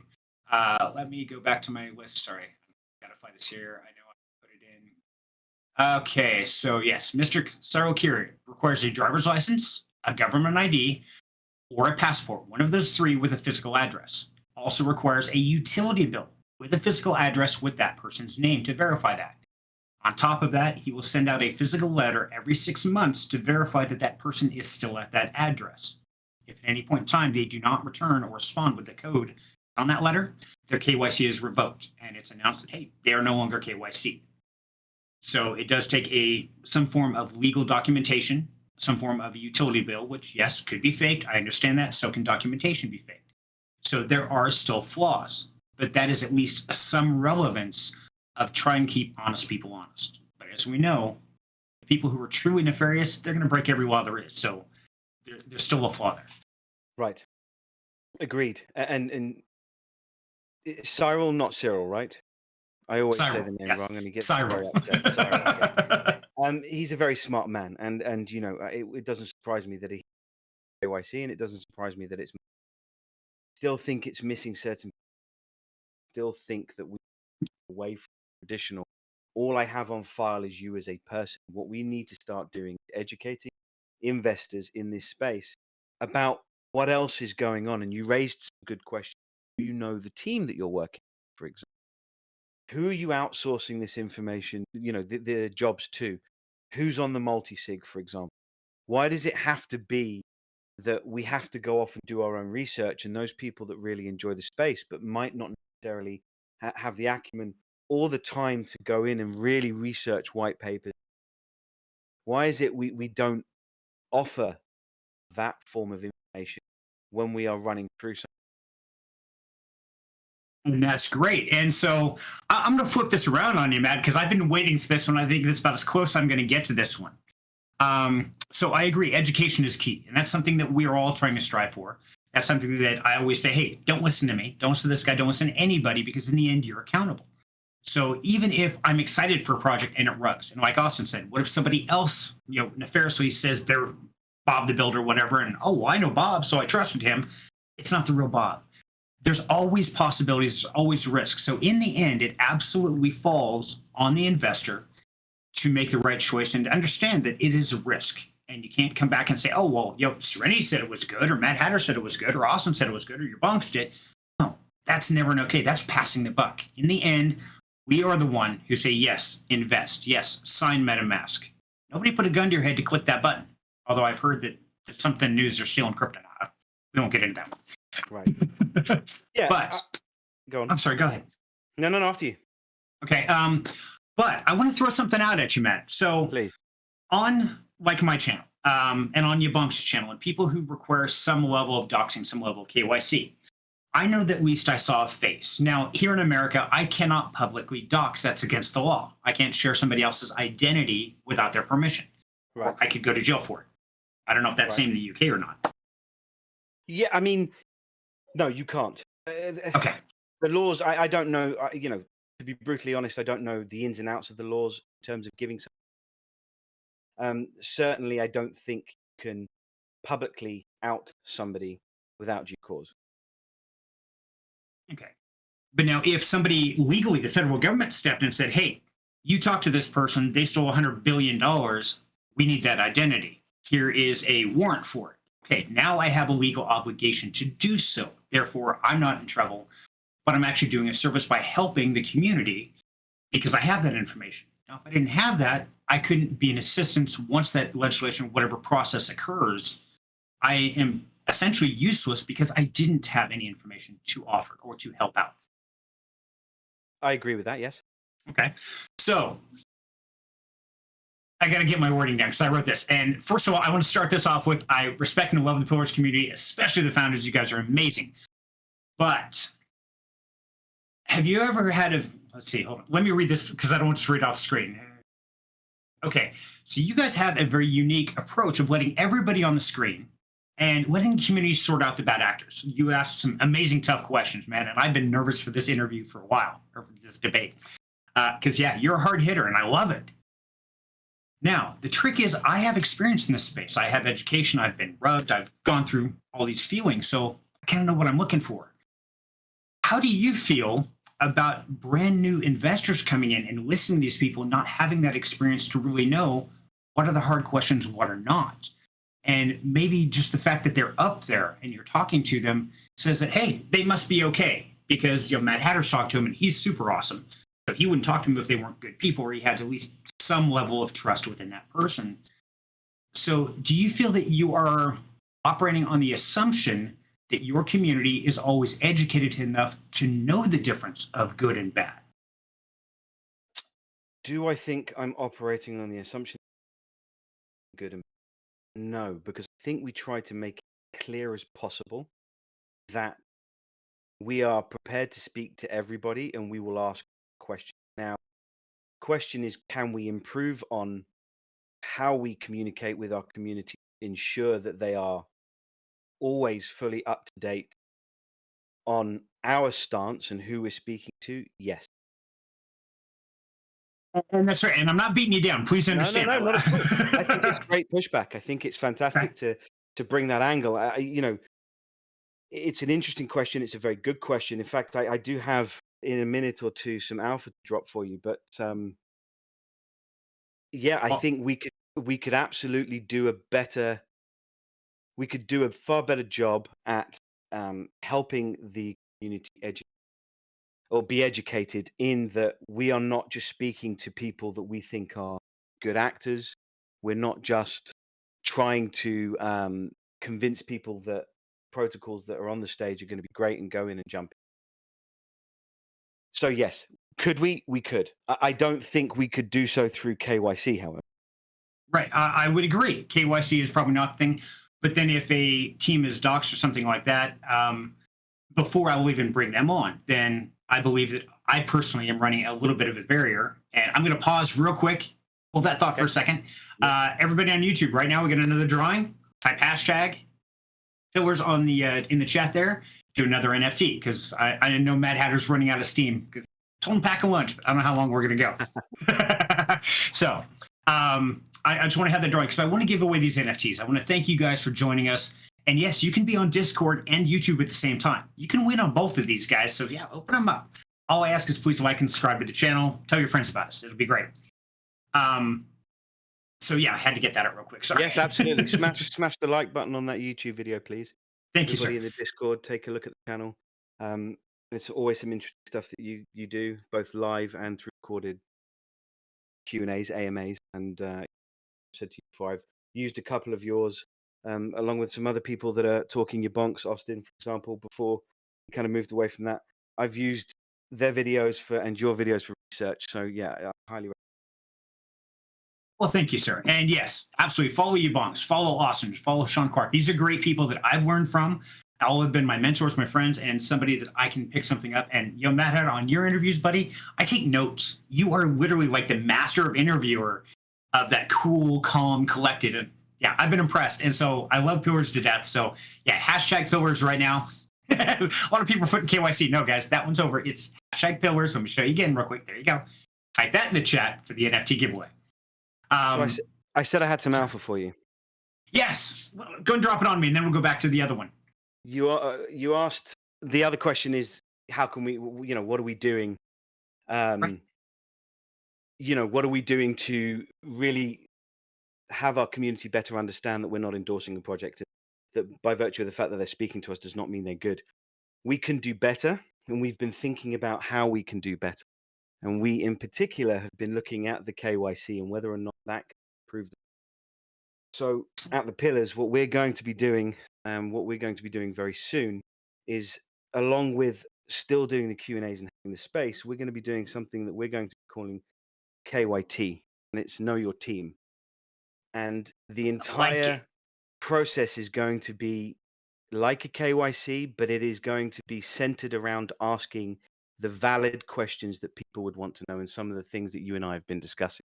So, for example, previous business experience, dev experience, team structure, how many owners, is there a CEO, is there a lead dev, have you outsourced your roles, mods, front-end dev, smart contract dev, are there smart contracts that we can look at? The legal jurisdiction that you might be operating in, team age range, for example, are there fund managers, who owns those, multi-sigs, how many people on those multi-sigs? We're going to be doing that for protocols that want to run through that process with us, so that we can really dial into educating the people that are in the community, investors outside of our community, to make an informed decision. Very good. My hat's off to you, buddy. I like it. That sounds great. Although that sounds kind of like you're doing some of the level that I'm discussing here. I at no point said that I disagree with the stuff that you're throwing at me. I think in the format of KYC, I don't believe it works. I think the space needs improvement, and if we can move in a direction that is improving it, then we're absolutely going to try and do that. And absolutely, in no way am I saying that this is going to be the final stop of information. and no way am I saying that by doing it we are suggesting that these are valid projects. It is simply a further educational tool that protocols can utilize and investors can utilize in order to make an informed decision on their money. There you go. And I definitely want to back that up. Same thing back to you, Matt, is I agree with a lot of things you're talking about. I think the DeFi, you can be anonymous. And I think anonymity is a great thing in a lot of ways. And so I could argue both sides of this topic. And that's why this is so much fun. In fact, talking to your bunks earlier, it's like, okay, now think about what he's going to say and then come up with a response. It's like, and yeah, the trick is it's a very muddled system and it's not refined. It's scattered and there's no clear defining areas anywhere. There's nothing perfectly safe. And I think, like Mad's saying, is I agree with anonymity. I think that's a great thing. I think we should be able to do it to a degree. I think there's certain times when it needs to be clear and transparent and other times when it doesn't need to be. And so it's, but I think everybody has their own definition of that. Agreed. So I'm very proud of you because, yeah, that was my big hard hitting question I was coming at you with is, I believe that if somebody comes to your community and they don't know any better, let's say like my mother, she's 81, something like that, investing in crypto, but she really doesn't understand a lot of the crypto aspects and requires me to define them for her. If she were sitting in your space and you're asking these questions, a lot of people without that experience or education, they're not going to know that this guy's blowing smoke and he's just full of shit. He has no idea what the hell he's talking about. You and I are laughing at him like, oh my God, you sound like such an idiot. Somebody in the community may not know that unless it's actually pointed out or drilled out. And you're very respectful. You never actually just throat punch somebody. And my hat's off to you because there's a few things I've heard people say to you. It's like, man, why don't you just slap him? Really, Right. this guy's an idiot. That's an interesting point to bring up, and actually that's a fault of mine. It's not always a strength. There are times where it's poignant to be respectful and really not go after someone, but it's not going to provide much value to the conversation. And there are times when, in actual fact, I should be going harder and I should actually dial into what's being said. And yes, we're always evaluating. Me in particular, the host, I'm always evaluating my approach. And I am always thinking about ways in which I can dial in a little bit harder so that, at the end of the day, there is an assumption that the people that are listening to me are going to have a base level of understanding of the space. And they're going to be able to hear when someone is floundering or doesn't necessarily understand the topic of conversation they're talking about. And at times, I think we do need to put our necks on the line a little bit by making sure we really go for the jugular at times. Yeah. So, and I would agree. And I think, I think that's great. And the fact that you have the courage to say that, I could be a little better. And I think that's what makes you great at what you do because you're always striving to be better. And so, it's just one of those topics that we have to remember that there's the brand new people. And that's very much what Down Home Crypto is all about, is bringing the new people who have no idea what crypto is into the space and slowly kind of holding their hand, walking them along. Here's a blockchain. Here's a smart contract. Here's a MetaMask wallet. When they jump straight in yours, I believe that there's already that level of understanding to comprehend the conversation. So, no, my hat's off to you, buddy. I think that's great that you guys are doing that. Yeah, I mean, I think it's important for the space, right? I mean, I'm looking at the conversation now and I'm seeing Rug Me Daddy 69. I have no idea what it is, but people seem to be having a lot of fun with it.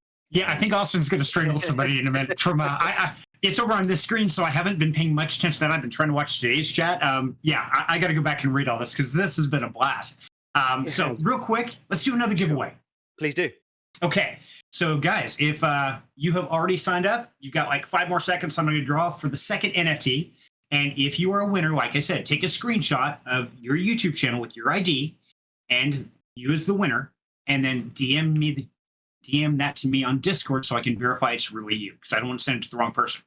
And this is for one of the Pillars Poker Party mystery seats at the table. In 5, 4, 3, 2, 1, and draw. Big money, no whammies. I have to do that at least once.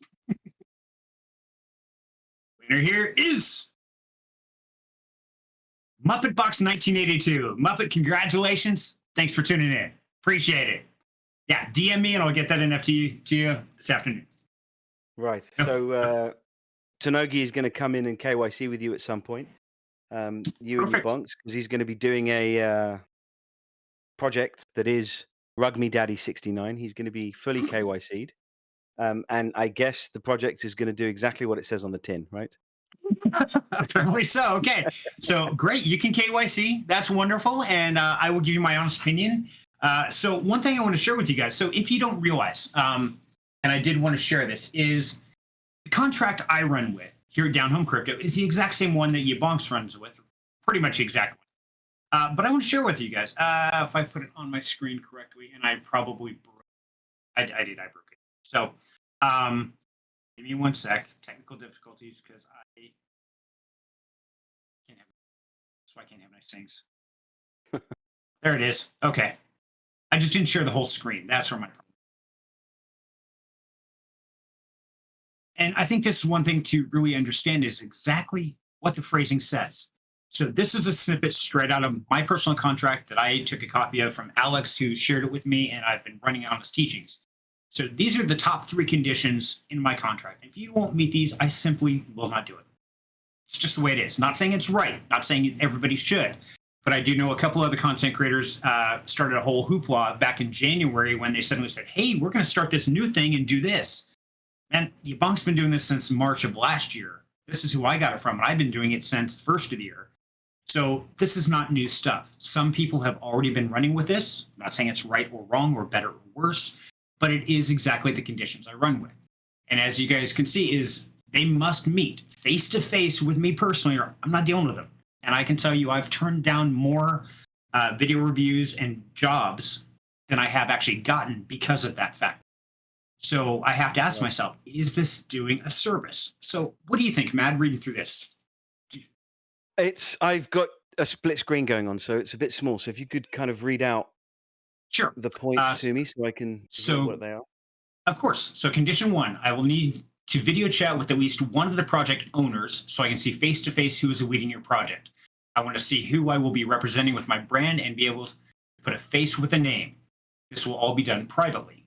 2, the project owners must give the word that they aren't going to rug pull or commit fraud with this project. I'm a man of my word, and this part is an honor code that I operate by. 3, I do not pump or shill. I will indicate my views that the videos are sponsored, and I will give my honest, objective analysis and opinion to the best of my ability. So I'm going to say straight off the bat that my problem has always been with how we do KYC. What you guys do in terms of contract that you place in front of the people who are willing to, I admire and respect. I also think it is a good way of moving forward in this space. It is a necessity. That's never been an argument for me. I think that part of your process is great. I just think we are in a place where we can start to move. You know, you see these conversations happen, and you will continue to see people say, well, why don't we get the extra information? What does it mean to just have those people's faces on a screen and you knowing who they are? And I think you guys have been moving absolutely in the right direction to that point. And that's exactly why we decided we wanted to try and do something. And you know, there's going to be plenty of people that are going to laugh at us, and there's going to be, you know, you guys that might go, oh, of course they're going to try and do something slightly different. Of course they want to move into this kind of realm of the KYC, KYT. I get it. But what we're really looking for is also feedback from all of the people that are laughing to say, well, what should we be asking? What do you want to see? You know, the fact that you have your Bonks' contract and it was shared with other people, and even if they don't want to admit it and it was a prompt for someone else to start doing that process, it's done its job. And that's where the power is. That's where the power is in encouraging everybody to take on the same process. Then you start to really whittle down who the bad actors are. Because the bad actors are not going to want to operate in that space. Agree. And that's really what KYC and doxing is all about, is it's not to stop, because it's not going to happen. It's to hopefully shun them enough that they really don't have a platform to. And as we know in this space, if you don't have people investing, then you're not going to take off. You're not going to survive. And yes, you're going to get some people's money, but not near as many. So if nothing else, what we're trying to do is help reduce the damage that occurs. That's about all we can do, unfortunately. It is, absolutely. And having that base of being able to say, well, the only people that I will speak to are people that I've looked at and know and I've looked at the backgrounds of, is a very good start. Well, thank you, sir. And my hat's off to you, Bonks. He started this process a year before everybody else. And even though, like you said, other people may not be giving credit where credit is due, I absolutely will. Because, yes, I went to Bonks and said, hey, how do I do this? He's like, here's mine. Do what you want with it. I'm like, cool. And not saying it's the best way, not saying it's the right way, not saying that you have to. It's just simply what I have chosen. Now, what I can say is on my YouTube, I'm going to switch gears again on you real quick, Matt. Please do. We ran a poll. Why does it stop sharing that screen? I hate it when it does that. I will have to fix it. I ran a poll a month ago about this very debate. And, oh, there we go. I've got to be doing something my, entire screen. That's why I'm an idiot. My bad. There we go. So, yes, 30 days ago, you can see the date, 1 month ago, it said, should founders of crypto projects be forced to publicly dox their identity? We had 17 votes. 76% said yes. 18% said no. And 6% said, I don't care. So it's interesting. It is. It is interesting. Is it also going to be the same, and will you get those same numbers if we're in a bull run? That's a great question. And my other question was, would it be the same on, let's say, a community that doesn't go through the doxing or KYC that I require for my channel? Because this was posted on my channel. So right. I would be really interested to see where we would get different results and how much they would vary. If its project is not KYC'd or doxed, yet they're doing phenomenal. And there's a couple of them out there that, I know one I heard a couple weeks ago you talked to, they've been out there for, it was Twitter Space. They've been out like 16, 18 months running solid. And they never did KYC or docs. Not saying they don't exist. Please understand that, guys. Not saying that's an end all be all. But I'm really curious what this same poll would have looked like on their servers. Right. It's an interesting question that came onto the YouTube comments, which is, who are the kings of KYC? And it's a tongue-in-cheek comment because it's from Lemono, and of course they've shown their faces and they, you have their address if you want it, and you can see their business. I think their approach is smart. I think they are understanding the space. I think they understand investment, the investment pool that they are trying to appeal to, and I think that they are understanding that the space is moving towards, certainly now, and especially in a bear market, is you're going to trust people that you see rather than people. Absolutely. So, in terms of who are the kings, I think it's anybody that is prepared to show their face. It's already taking, as we've already said, and as you've pointed out, that leap of faith to put their necks on the line and say, right, we are going to be putting ourselves out there. I think the proof is only ever going to be in the pudding, however, when someone at some point is going to be held in some way accountable. I think that is going to happen at least once before we can really start taking the KYC serious, which is why we see it as an educational tool and then expand on questions rather than it being, right, well, this instills trust. Yes, there is an element of extra that comes with showing your face, but I do believe that someone at some point will have to be held. And when that happens, then I think the process is working. I would agree that it does need to evolve to that, but I think still, I believe it has an effect. And as far as who's the king of KYCs, and first of all, I want to say to Lemono, thank you so much for the giveaway, because on the Pillars Discord, guys, definitely join up over there. And I shared the link earlier. Let me share this one more time, because they donated $100 for this. And guys, that is so great. Thank you so much for being so generous. I did catch the AMA and it was awesome. And I'm really looking forward to doing some work with you guys here soon, because I love the fact that you did docs. You are KYC, you're up on screen, and I thought it was awesome. And there's two other things, people, that I have to mention on that is Cyril here has been amazing. He's always on camera. He runs KYC Consulting, Only Burns, Parrotway Finance, all these. He's always been absolutely transparent. And also Collective Finance, another amazing team of being rock solid. You can track them down. You know where they live. Everything you want to know about them. So those are my top three that I've personally dealt with. But I want to give my hats off to all three of them for having the guts and the courage to throw themselves out there as transparent as they can be and say, yeah, here I am. Do your worst. Now, let me ask you a question in terms of Yes. KYC. Have you ever had anybody that's come to you and said, I would like that information because I don't know what they're doing? No, I haven't. I have not run into that as of yet. I'm sure Yabonks has. Right. But yeah, I have not run into that situation as of yet. And if it does, it's one of those, just like I say in my contract, where I could tell people, no, it's private. Now, if the government steps in and has a legal warrant to attain that, they can. Am I going to share that? Even if they rug me? No, I'm not. I'm not going to utilize that as a weapon. That is an agreement amongst gentlemen that I will not do. So yeah, won't happen. And what happens if somebody from another country where legislation is different approach?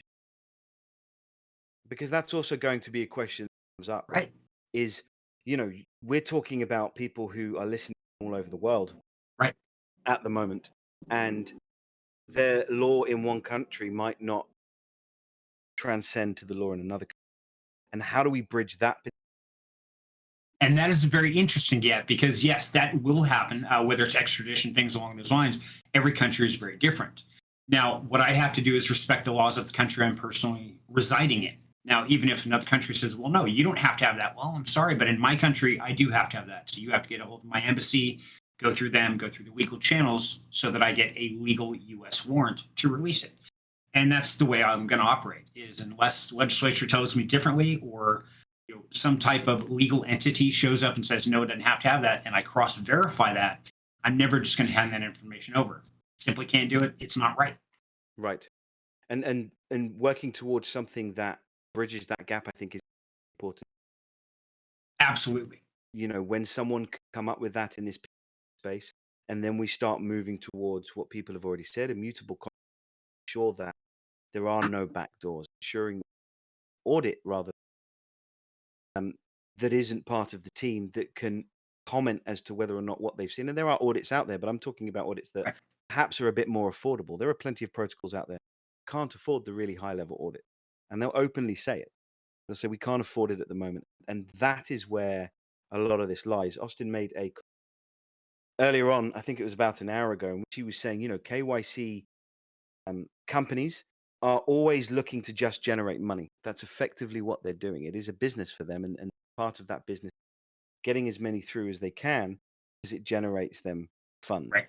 Right. And I think that approach means that you often get things that are way too expensive because they want to generate that money coming in, and that just hurts us as a space.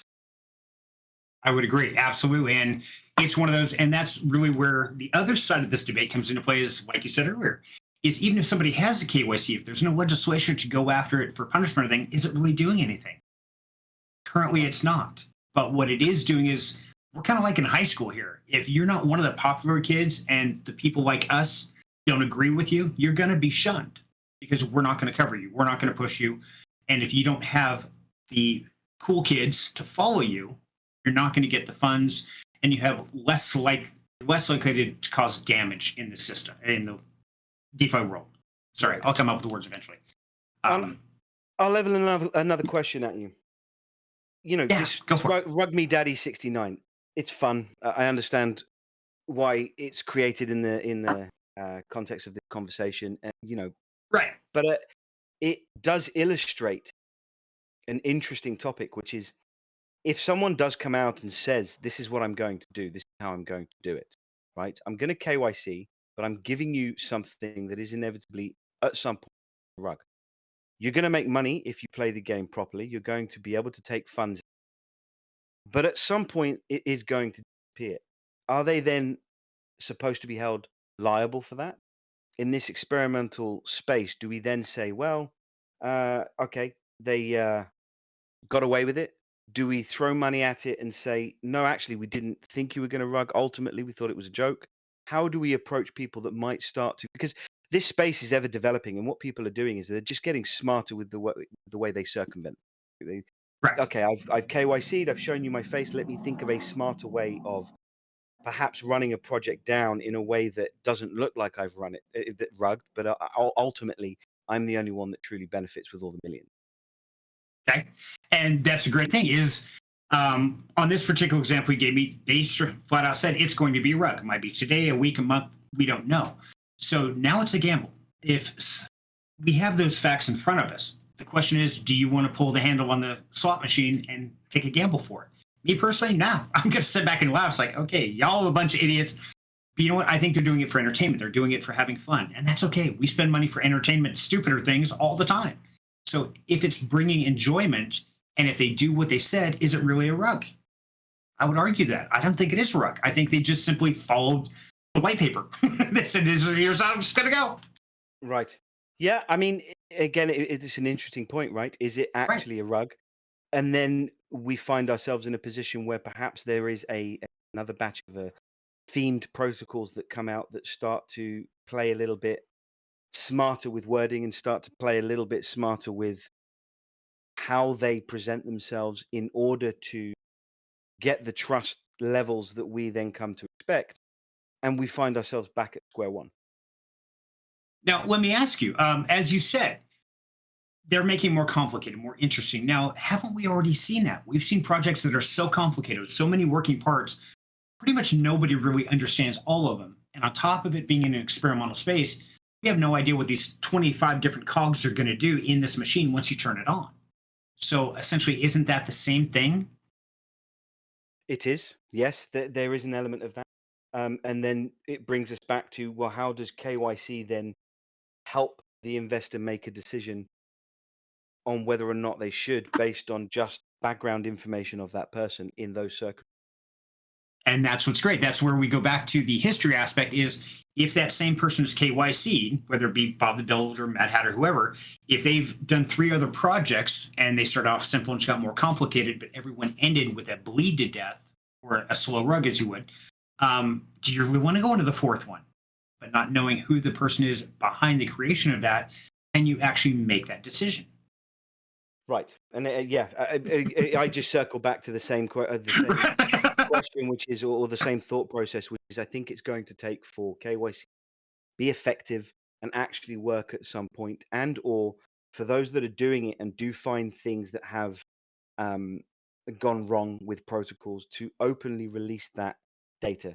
You don't have to release somebody's name, but I think releasing that someone was able to circumvent a KYC process in this particular protocol, they got away with it. Yes, we recovered the money. I think announcing that rather than kind of hiding it and just saying, well, we did our jobs in the background, I think telling investors that's what's happened is also very important. And that's where the transparency, ultimately, what you're trying to say with a KYC is transparency is important. And that only works if everybody. Agreed. And I think that's why we're seeing more and more content creators and people who are doing these interviews and reviewing these projects requiring KYC of some process, like with Fud Farm and Murdoch adopting this and trying to push it out more and more. Everybody's trying to get on this bandwagon because we're starting to see that to truly educate people, we need to not only educate them on the white paper and the tokenomics of it, but also the people behind it. Do they have a bad history of repeating the same process? Now, like I said, they may not be rogues. They may just be really bad projects that didn't work. And if we can go back and look and say, okay, well, this person was part of this tokenomics didn't work, but this tokenomics carried over to the same one, then I probably need to avoid this because I can already see it didn't work in that system. Right. FYI, Rug Me Daddy 69 is now up 3,717%.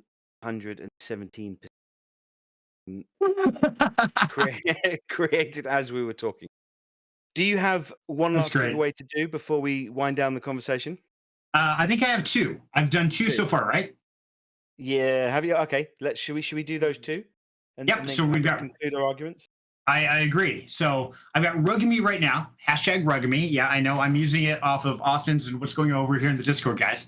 And so this is for another one of the Pillar Seat NFTs.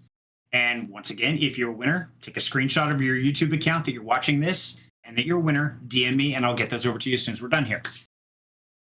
So I'm going to let that run for a quick minute or so. So Matt, let me ask you, buddy, what have I not asked you so far, dove in, that you expected me to? What's that secret weapon that you were really kind of dreading? Like, oh, I hope he doesn't ask this one. Now you're putting me on the spot. Of course I am. That's my job. I suppose one of the questions that I thought you might ask is why we have never shown our face. And that's fair.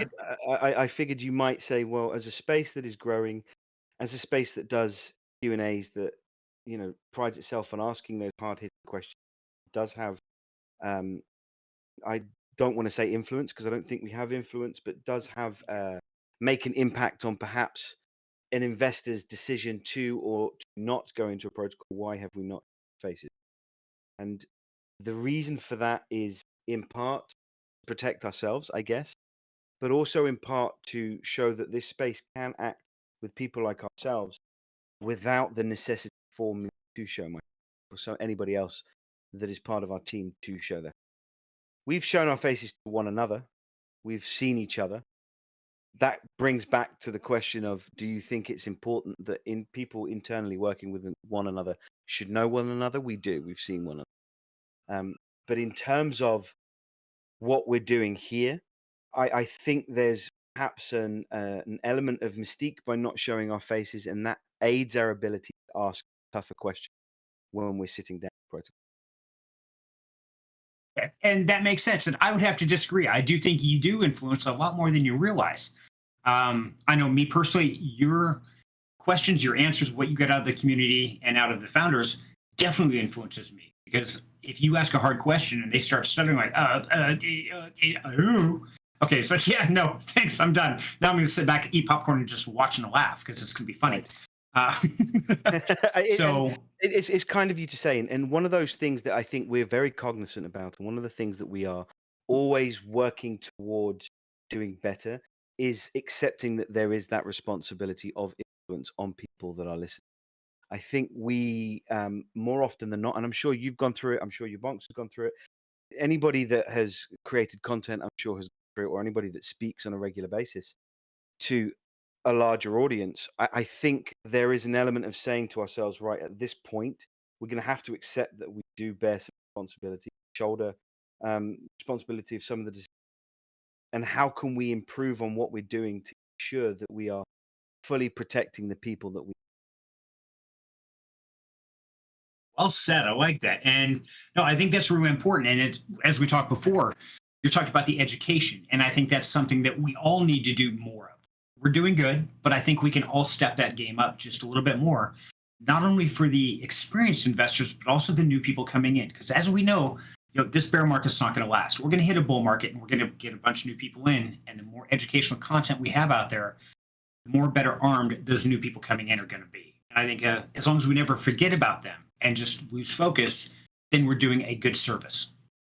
Yes, I agree. And again, that's always what we're striving towards, and we're going to make mistakes away.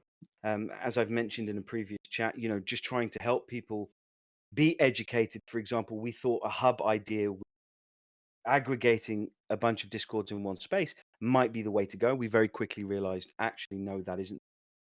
And now we're very much leaning into the information portion of things. And it isn't lost on us that KYC, what you do with contracts, having people's information, seeing their faces, ensuring that you vetted them in a certain way, it isn't lost on us that that is becoming something that people appreciate more and more at the moment within this space. And to not look at that as something that we should be doing would not only be doing the communities a disservice, protocols a disservice, but ourselves at the same time. I would have to agree. And no, my hat's off to you because, yeah, it sounds like your game is changing and evolving. And that's what we all need to do. We all need to evolve, continue to educate, to grow, but to never lose sight of the new people behind us. So, no, my hat's off to the community. And I love the Pillars. You guys are one of my favorite hangouts. And as you know, I'm at almost every AMA if I can make it because I do learn so much. So, thank you. It's much appreciated. And we're going to keep grinding. And these kind of debates are great because we can bounce thoughts, ideas off of one another. As fun as it is to argue the counterpoint of certain things, and as fun as it is to kind of turn the screws on people that might think, well, this guy's just an arsehole. All he's doing is pushing against the KYC idea, and then he comes out and says, oh, they're going to be doing a KYT with this setup. I get it, Right. but it's part of the fun, and it's also our way of learning. I think there's a valuable learning tool. Having these discussions, people listen to them, is vital space to. Absolutely. And I couldn't agree more. 100% yes, because I always learn. Every stream I do, every Discord I'm in, every AMA I watch every conversation like this I have, this is where I really learn.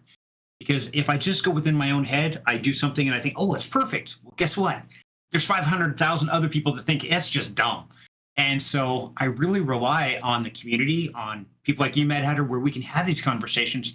And that makes me a better person as a content creator, just all the way around in life, is being willing to say, hey, I don't know it all. And I think those are the smartest people in the world. So my hat's off to you, brother. You too. I mean, you guys are doing it the right way. You know, I like what's going on. You and your bunks in particular are really trying to tackle this. You obviously are guided by your bunks, call him your mentor. Yes. Cyril also sits in the background and I'm sure gives a ton of valuable input. And that all aids to, of course, strengthen what we're doing. My only fear with if two of us band together and there aren't people always popping up in other spaces is that it becomes then centralized where our thoughts are the only thoughts that people go to. And that's not what this space should be about. No. You know, we want to have this expand to as many people as we can and hopefully more spaces and challenge our way of thinking. Yes, and always. That's what we've got to do. And that's why, I've kind of made a niche in my world, and mine's a little different than Yabox's. Although he's my mentor, he guides me in the social media aspect. But when I go to actual investing, tokenomics strategies, I totally go to Cyril. He's the master of that stuff. And so it's really about saying that Crips on me all the time, your network is your net worth. So never think that you're going to be the master of all. Don't even try to be. Try to find your niche that you fit rock solid in and master that niche. And you'll team up with other ones that have the niches next to you. And in the end, you become a huge community that there's always someone they can get that information from. And that's what my goal is, not to be a master of all, just to master my little world. And then from there, I can say, hey, Pillars has an awesome AMA. Go talk to MadHatter over there. Cyril has a killer strategy. Or, oh, you want to know anything about animals? Man, Yabonks is the dude to know all about animals, social media, how to wind up a crew. Absolutely. He's the man to go to. Right. Agreed. And KYC, KYT is going to fall in. Hopefully we can get feedback, start doing it the right way. Did plan to speak to you privately about your process. Perfect. See what it looks like, because it is all just an educational tool. We can't force anybody, of course, to invest their money, nor would we want to. We are in a position to help people understand what it is that they might be, where they might be wanting to put them. And if we can do that fully informed, I think this space grows very, very well, very, very fast. I would agree completely. And yes, as I say in all my videos, everywhere I go, guys, listen to this one. If you heard nothing else today, hear one thing. Do not listen to me. Do not listen to him. You are accountable for your own investments. So make your own decisions, do your own research. I know you hear that all the time. But that is probably the most important thing that people forget is you are a person. Believe in yourself, believe in your mind. If something doesn't feel right, don't do it, man. I don't care what I say. I don't care what MadHatter says.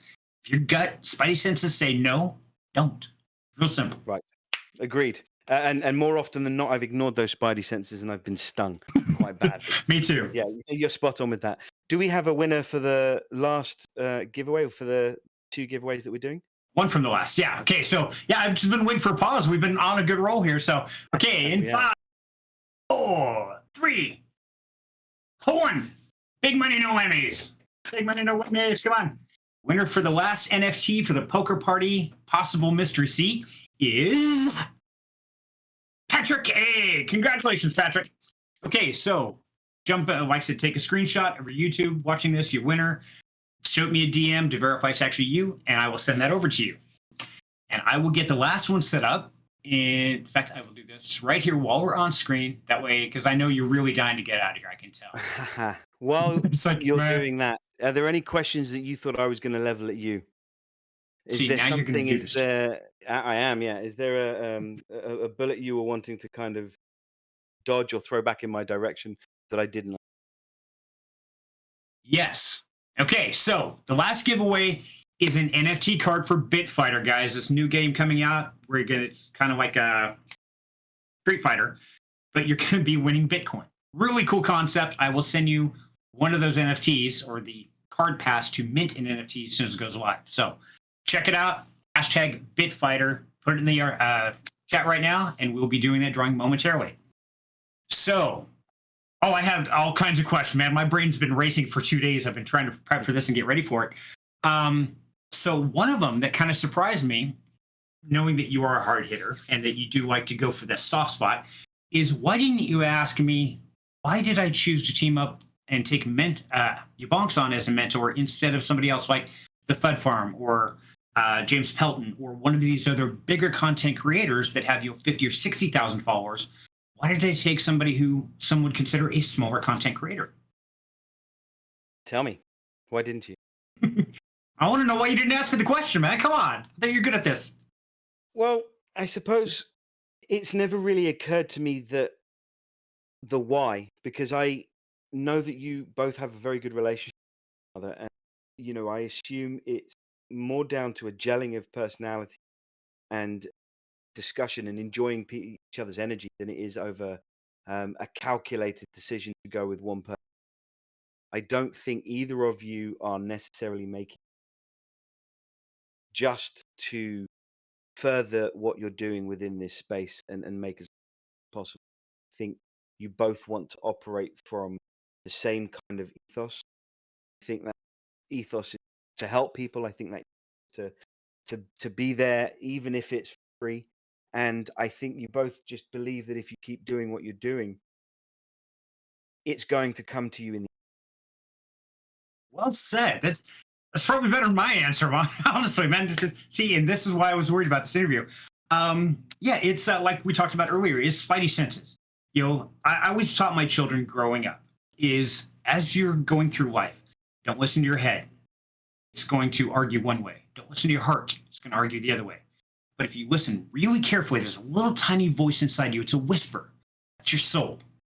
When you hear it talk, ignore everything else and do whatever it says, regardless of how silly it seems, because that is the right answer always.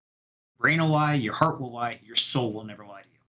And somehow, some way, the cosmic law, I was drawn to Alex, and him and I started talking, and I heard that little whispers like, that's a brother in arms. That's somebody I can respect, I can look up to, I can learn from, and somebody who will respect me, not just as somebody he can teach, but actually literally a partner, a brother, somebody I can look up to, they look up to me, and we grow together. And so it was that spidey sense, that little whisper of the soul just screamed. Same thing with Cyril. These are people that when I met them, when I started to talk to them, that cosmic draw just hit. And it's like, yeah, that's a soulmate, for lack of a better term, within what we do. And so, yeah, as soon as I got that, yeah, they may not be the biggest, the most well-known, the richest, or the most popular, but they're right. And I think that's the biggest thing. Same with our investing strategies. Listen to that little voice inside of you. If something in there whispers saying, don't do it, don't do it, listen to it. I don't care what your brain says. I don't care what your heart says. Little tiny voice is what you should always listen to. Yeah, and well said. And it shows. It shows in the relationship you both have. And it's nice to see, right? When you guys can jump into spaces and bounce off of one another. It's nice to see, even if it does make some of us a little jealous. It is nice to see. And in terms of the hard-hitting questions, I like to ask hard-hitting questions, but what I want to try and avoid is ad hominem, right? You don't want to attack somebody's character in order to undermine their particular argument. What you want to do is have them understand where you're coming from. If they agree, they agree. If they don't, they don't. And juggling that in terms of these discussions, this one in particular, and discussions that I have with protocols, for me, that's the real challenge. Making it doesn't come off as too aggressive, because if you do that too early on, you can lose the audience and you can lose the person that you're speaking to, and actually you're not going to get as much information you want. Agreed. And if you do that, you're actually doing a disservice to the community, because they showed up to learn, to see a debate, to see an interview with something. And if you are just coming out swinging, you're doing a disservice to the community. You're making yourself look like an idiot, and all you're going to get is hostility on the other side. So what's the benefit of that?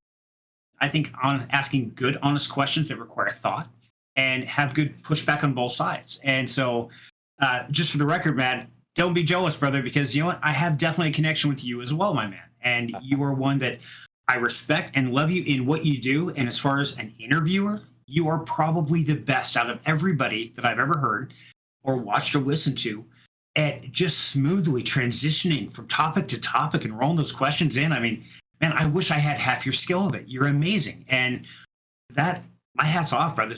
True respect, and definitely love you, even though never seen your face. And you know what? I don't have to. Now, if you ever ask me for money, yeah, I want to see your face. That's just the way it's going to work. then I'm going to. No offense. Right. Then, Very yeah, kind if I'm words. giving you money, that's it. Very humbling and very kind words. Thank you. It's a joint effort. I couldn't do what I'm doing without David and Viral Voodoo sitting in the background doing what they do. They're obviously feeding me information time. If I miss something, they ping. It's very much a collaborative effort. And in terms of what you said of working with your bonks, it's the same thing with us. It was just a kind of a nice symmetry that we had with one another, and allow each person to work in the way that they work best. And I think that's where our strength comes from. And it allows us to then have great conversations with people.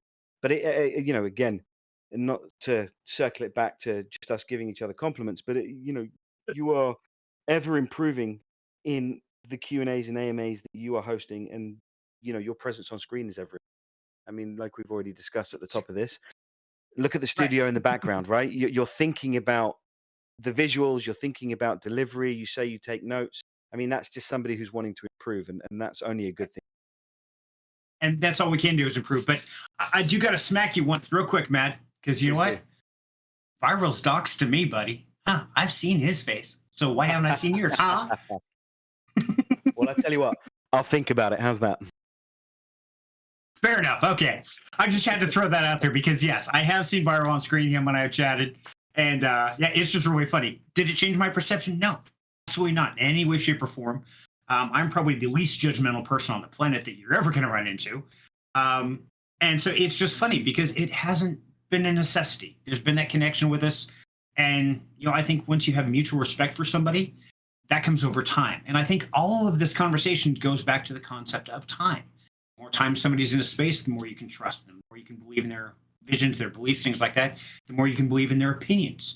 But it takes that time. So that's where I think the KYC is required is you don't have the time, that's where KYC can help a little bit. Is it an end-all be-all? Absolutely not. Is it a solution? No, it is not. It is one more tool in the arsenal of tools that we all need to have in our journey here. Right. And in terms of KYC, as I've argued, I think how we apply KYC to this space in ways quite flawed. I do see the value of it. Perhaps what might be an interesting angle for someone to take at some point is having a live KYC, doing that for the audience to also be able to see the process. If someone is going to put their face out there, if someone is going to have a conversation with an influencer prior to stepping onto the stage and actually going through questions, I wonder how many of the audience members listening now and how many people watching on YouTube might really enjoy seeing that process unfold in real time, because that also gives them the power to identify what's happening live, identify how that person is translating initial information to you or Bonks, for example. And it gives them that power to make the same decision you're making when you say yes to a project, no to a project. That's a good point. But now let me throw back at you because, like you said, there's risks involved with KYC or docs or something like that. And to go through that process, to look through the identity, all the different steps that are taken to verify this person really is that person, we have to dig through a lot of personal information. Who do you really think is going to be willing to go through all their different Facebook posts or high school yearbooks or whatever it was we finally hit that level of KYC with, and want all that out on the screen? Because we all have dirty laundry somewhere. Guaranteed. Everybody on the planet has dirty laundry. It's just going to happen. If not, you haven't lived. Right. That's what I always say. Yeah, you're absolutely right. And perhaps it can be tapered to omit some of that real information. As you said, if you want to be a protocol lead and you want to take people, do you not have to roll with the punches and take some of those licks a little bit? And if they are prepared to KYC and docs themselves, why not do it in a setting that allows others to see the process happen? And of course, I'm not saying show your passport to a ton of investors that might be watching or a ton of people that be in the audience, but just that initial conversation, I think, would be really fascinating because I think it would give an insight, especially to those that are pro KYC, to what you're doing, why you're doing it, and why you come to the decision that you come to, do or don't like, to speak to them when it comes to. I like that. That's something we might have to do because we could record something like that and blur out the images of the passport, just see the picture of the face, or remove some of the things just so they're not getting random emails or somebody's mailing packages of dead cats or something in their house. God forbid. But I think that would be a very interesting journey because there can be a lot going into it. I know talking to you, Bonks, he had one with Reno where I forget what it was. It's something like 4 hours or 6 hours to verify that person was that. It's like, oh man, I felt so bad for the guy. He fell asleep on camera during the AMA. It's like, wow, that's just brutal. That's just me. That was a long one. And as your Bonks is saying, that those initial conversations are fascinating, of course. I mean, right. 40. He's saying it was close to 40 hours. 40 hours. Oh, damn, that's crazy. Which is just to verify his identity and ask through all the questions.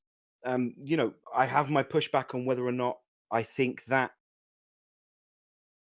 should happen quite that extent, but I understand why Bonks does it, and I also understand he likes to chat, so he'll go for hours and hours, right? Which is great, and that energy, it was fully consensual. that energy is fantastic to have. You might just find that some people really want to go through the process, but are intimidated by the idea that somebody fully dig into entirely all of their background, where in reality and in real life, you can start a business and you won't have that same level of scrutiny. There is something to be said for how we implement KYC.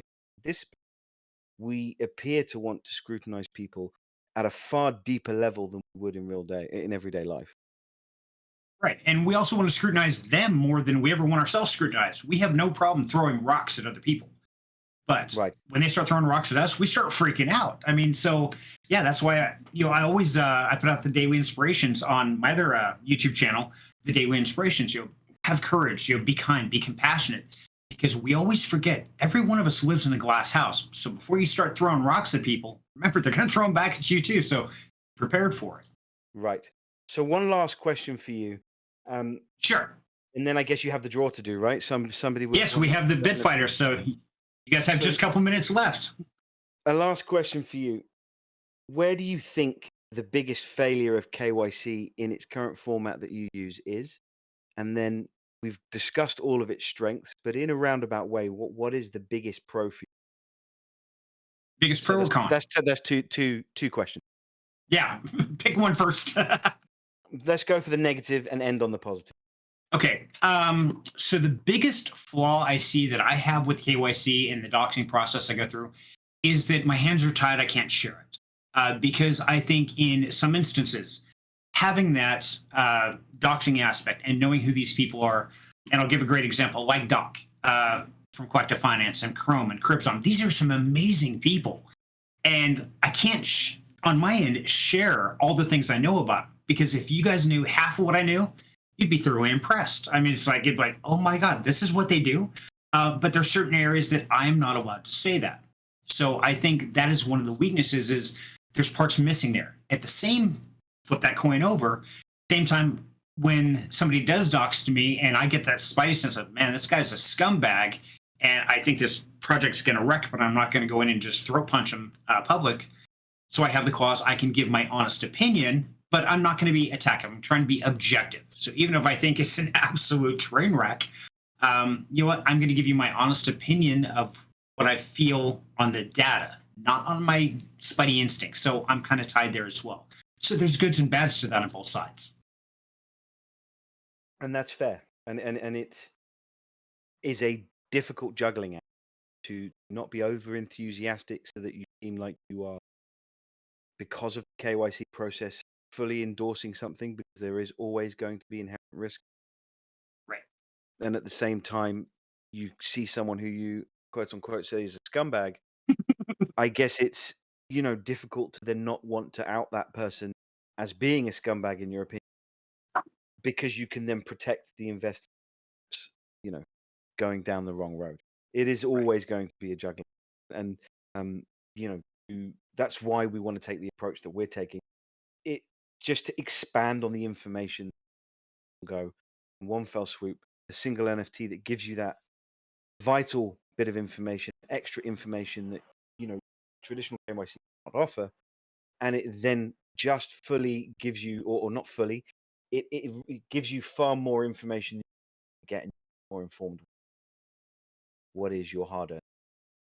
Exactly. And that's what it's all about. It's not an end all be all. It's not going to solve the problems of the world. It's going to give you one more little tool in your arsenal to hopefully make an informed decision. Because you know what? I may think somebody's a scumbag, but they could be the best guy on the planet. I don't know. That's just my instincts. And so I always put in that clause and try to let everybody know that make your own decisions out there, because that's the most important always. Right. Agreed. Shall we do the last draw? Yes, let's do the last draw. Okay, so this is for Bitfighter NFT, guys. And if you are a winner, then, like I said, take a picture, send it to me a DM, and I will get all this sorted out. Please don't scam. I know. I'm going to try and prove it out. Are we ready? In 5, 4, 3, 2, 1. Big money, no whammies. Big money, no whammies. And by the way, you cannot mint any more of these cards. This is one that I'm giving away. A Bitfighter. Hey, he typed it wrong. Sahat Atis. Congratulations, Sahat. So, Yes. yeah. Congratulations. Shoot me a DM on that, and I will definitely get that over to you guys here in the next little bit as soon as we're done wrapping this thing up here. So, man, what is it that evolving to the KYC? So, I mean, obviously you knew this was coming. Now, was this one of the reasons why you wanted to have this settlement? Because we've been harassing each other for weeks about this, doing this debate. So, is this kind of like your whole presentation? No, okay. It wasn't planned. I asked you before we decided fully that this is the direction that we were going to go in. However, of course, talking about KYC, and in our case, KYT, extensively internally, kind of prompted us in the direction that we want to be somewhere that assured they're going to get as much information as possible. We just feel that that is a good progression and a good direction, that being able to further aid people's opinions or choices by information giving, that's the direction that we want. And it's also, it came down to how can we improve. Like you said, we're aware that people come and listen to the Q&As, and what happens when we do get into that rhythm of people thinking, well, actually they're speaking pillars, they must be good. And that's what we want to avoid. We want it to be, and we want the pillars to be a space where people say they're speaking pillars, it's worth listening to. This is where things unstuck, or they get to showcase how good they are. There you go. And I think that's a great mentality to go into it for. And yeah, I couldn't agree more. And I'm really excited to see what happens. And I will help any way I can. And I've also often wondered, should content creators go through like a KYC process? I mean, a lot of things are coming out, and you start looking at this whole digital identity thing they're talking about, where maybe that will solve the whole problem if that evolves to that level. So yeah, right. Future's definitely going to get interesting. It is indeed. And I'm going to give a last shout out to Lamono. Thank you again for sponsoring the giveaway. They've been sitting in and listening to the debate. I hope they enjoyed it. Awesome. Like they asked, who are the king of KYCs? Well, they're certainly on the way to getting the crown, right? Yes, they are. They're definitely the top running. And yeah, I also want to give a couple shout outs before we start wrapping this up, because I know we're close. Absolutely. But I want to do one special one. So if you're listening right now, David from the Pillars, buddy, thank you. You are always working tirelessly. You get almost no credit for anything. And you and Viral are always slaving away. And MadHatter's up here getting all the credit. He's looking so sexy, sounding so suave. You guys are the ones doing the work. Thank you for all the hard work that you and Mad and Viral, everybody puts into this. You make Pillars amazing. And guys, if you don't know who Pillars community is, definitely check them out. I'm going to put up their link to their Discord, and I highly recommend them. This is one place that I go to get my information. So thank you guys for putting on all that hard work. I couldn't agree more. And now that you've given them that shine, I'm going to kick them immediately. So let me just find their names. And, no, dude, ban them out of here. Yeah, I couldn't agree more. You said it perfectly. Without them, there would be no Pillars. And there would be no MadHatter sitting on a stage doing any. So yeah, you're spot on. Absolutely. And Lamono, thank you so much for giving the $100 away in the Discord. Now, somebody asked earlier on YouTube here, said, hey, have you given the $100 away? The $100 was on the Discord, the NFTs was on YouTube, and you could be on both and you could win both. So if I messed up my announcement earlier, I think David was giving me a hard time. He's like, that's not how I read your thing. No, I'm not giving away $100, and I'm sorry if that was misconfused. I did try to correct that in the very beginning. Hopefully you didn't miss it. Yes, they were two separate ones, and that was totally generously donated by Lamono. Thank you guys so very much for that. Serenity, it's been an absolute blast. I've enjoyed it. The time has absolutely flown. It's a fascinating discussion, and we've got plenty of meat to go and look into in terms of internal discussions. And certainly, I'm going to be out just for some little bits of advice. How you guys do your process. Oh yeah, and we will see what we can do in terms of improving the space. Perfect. And MadHatter, thank you so much for taking the time, buddy. I know for you this is a very long event. I mean, we've been at pushing almost 3 hours. It's getting close. And so this has been absolutely a blast. We've gone down all these rabbit holes. And thank you to all the community members for taking the time to joining us, having fun. Because really, in the end, I'm not even sure we came up with an answer to the debate. We just know that we had a lot of fun doing it. So thank you all, because none of us would have anything to do if it weren't for you guys in the community, in the audience, laughing, sharing, and being on this journey with us. So thank you, everybody. And Mad, thank you, buddy, so much for taking time. I'm sure it's late at night for you. It is. It's coming up to midnight. So yeah. But you know what? Time really has flown. It's been great. No, we didn't come to a conclusion in that respect, but that's part of the joy of the space. And, let's face it, you don't have to come to a central conclusion in order to either agree with some of the ideas that have been thrown out, and hopefully some people have some ideas on whether or not they KYC or KYT is the way forward, and they can give some input on what they'd like to see from these kind of KYCs, right? Absolutely. And yeah, any input you guys have, any ideas, please share them, whether it's in my Discord on Down Home Crypto, it's my YouTube, in the Pillars. I guarantee we want to hear from you. We want to learn. Yabongs wants to hear from you. Cyril, everybody wants to hear from you. So please share your ideas. And you know what? There's no such thing as a stupid question, just the ones you don't ask. So yeah, ask questions, because you are helping us. So Mad, thank you so much, brother, for your time, my man. I truly appreciate it. My pleasure, and thank you so much. You take care, dude. You too, bud. Have a good night, everybody. We'll catch you next time.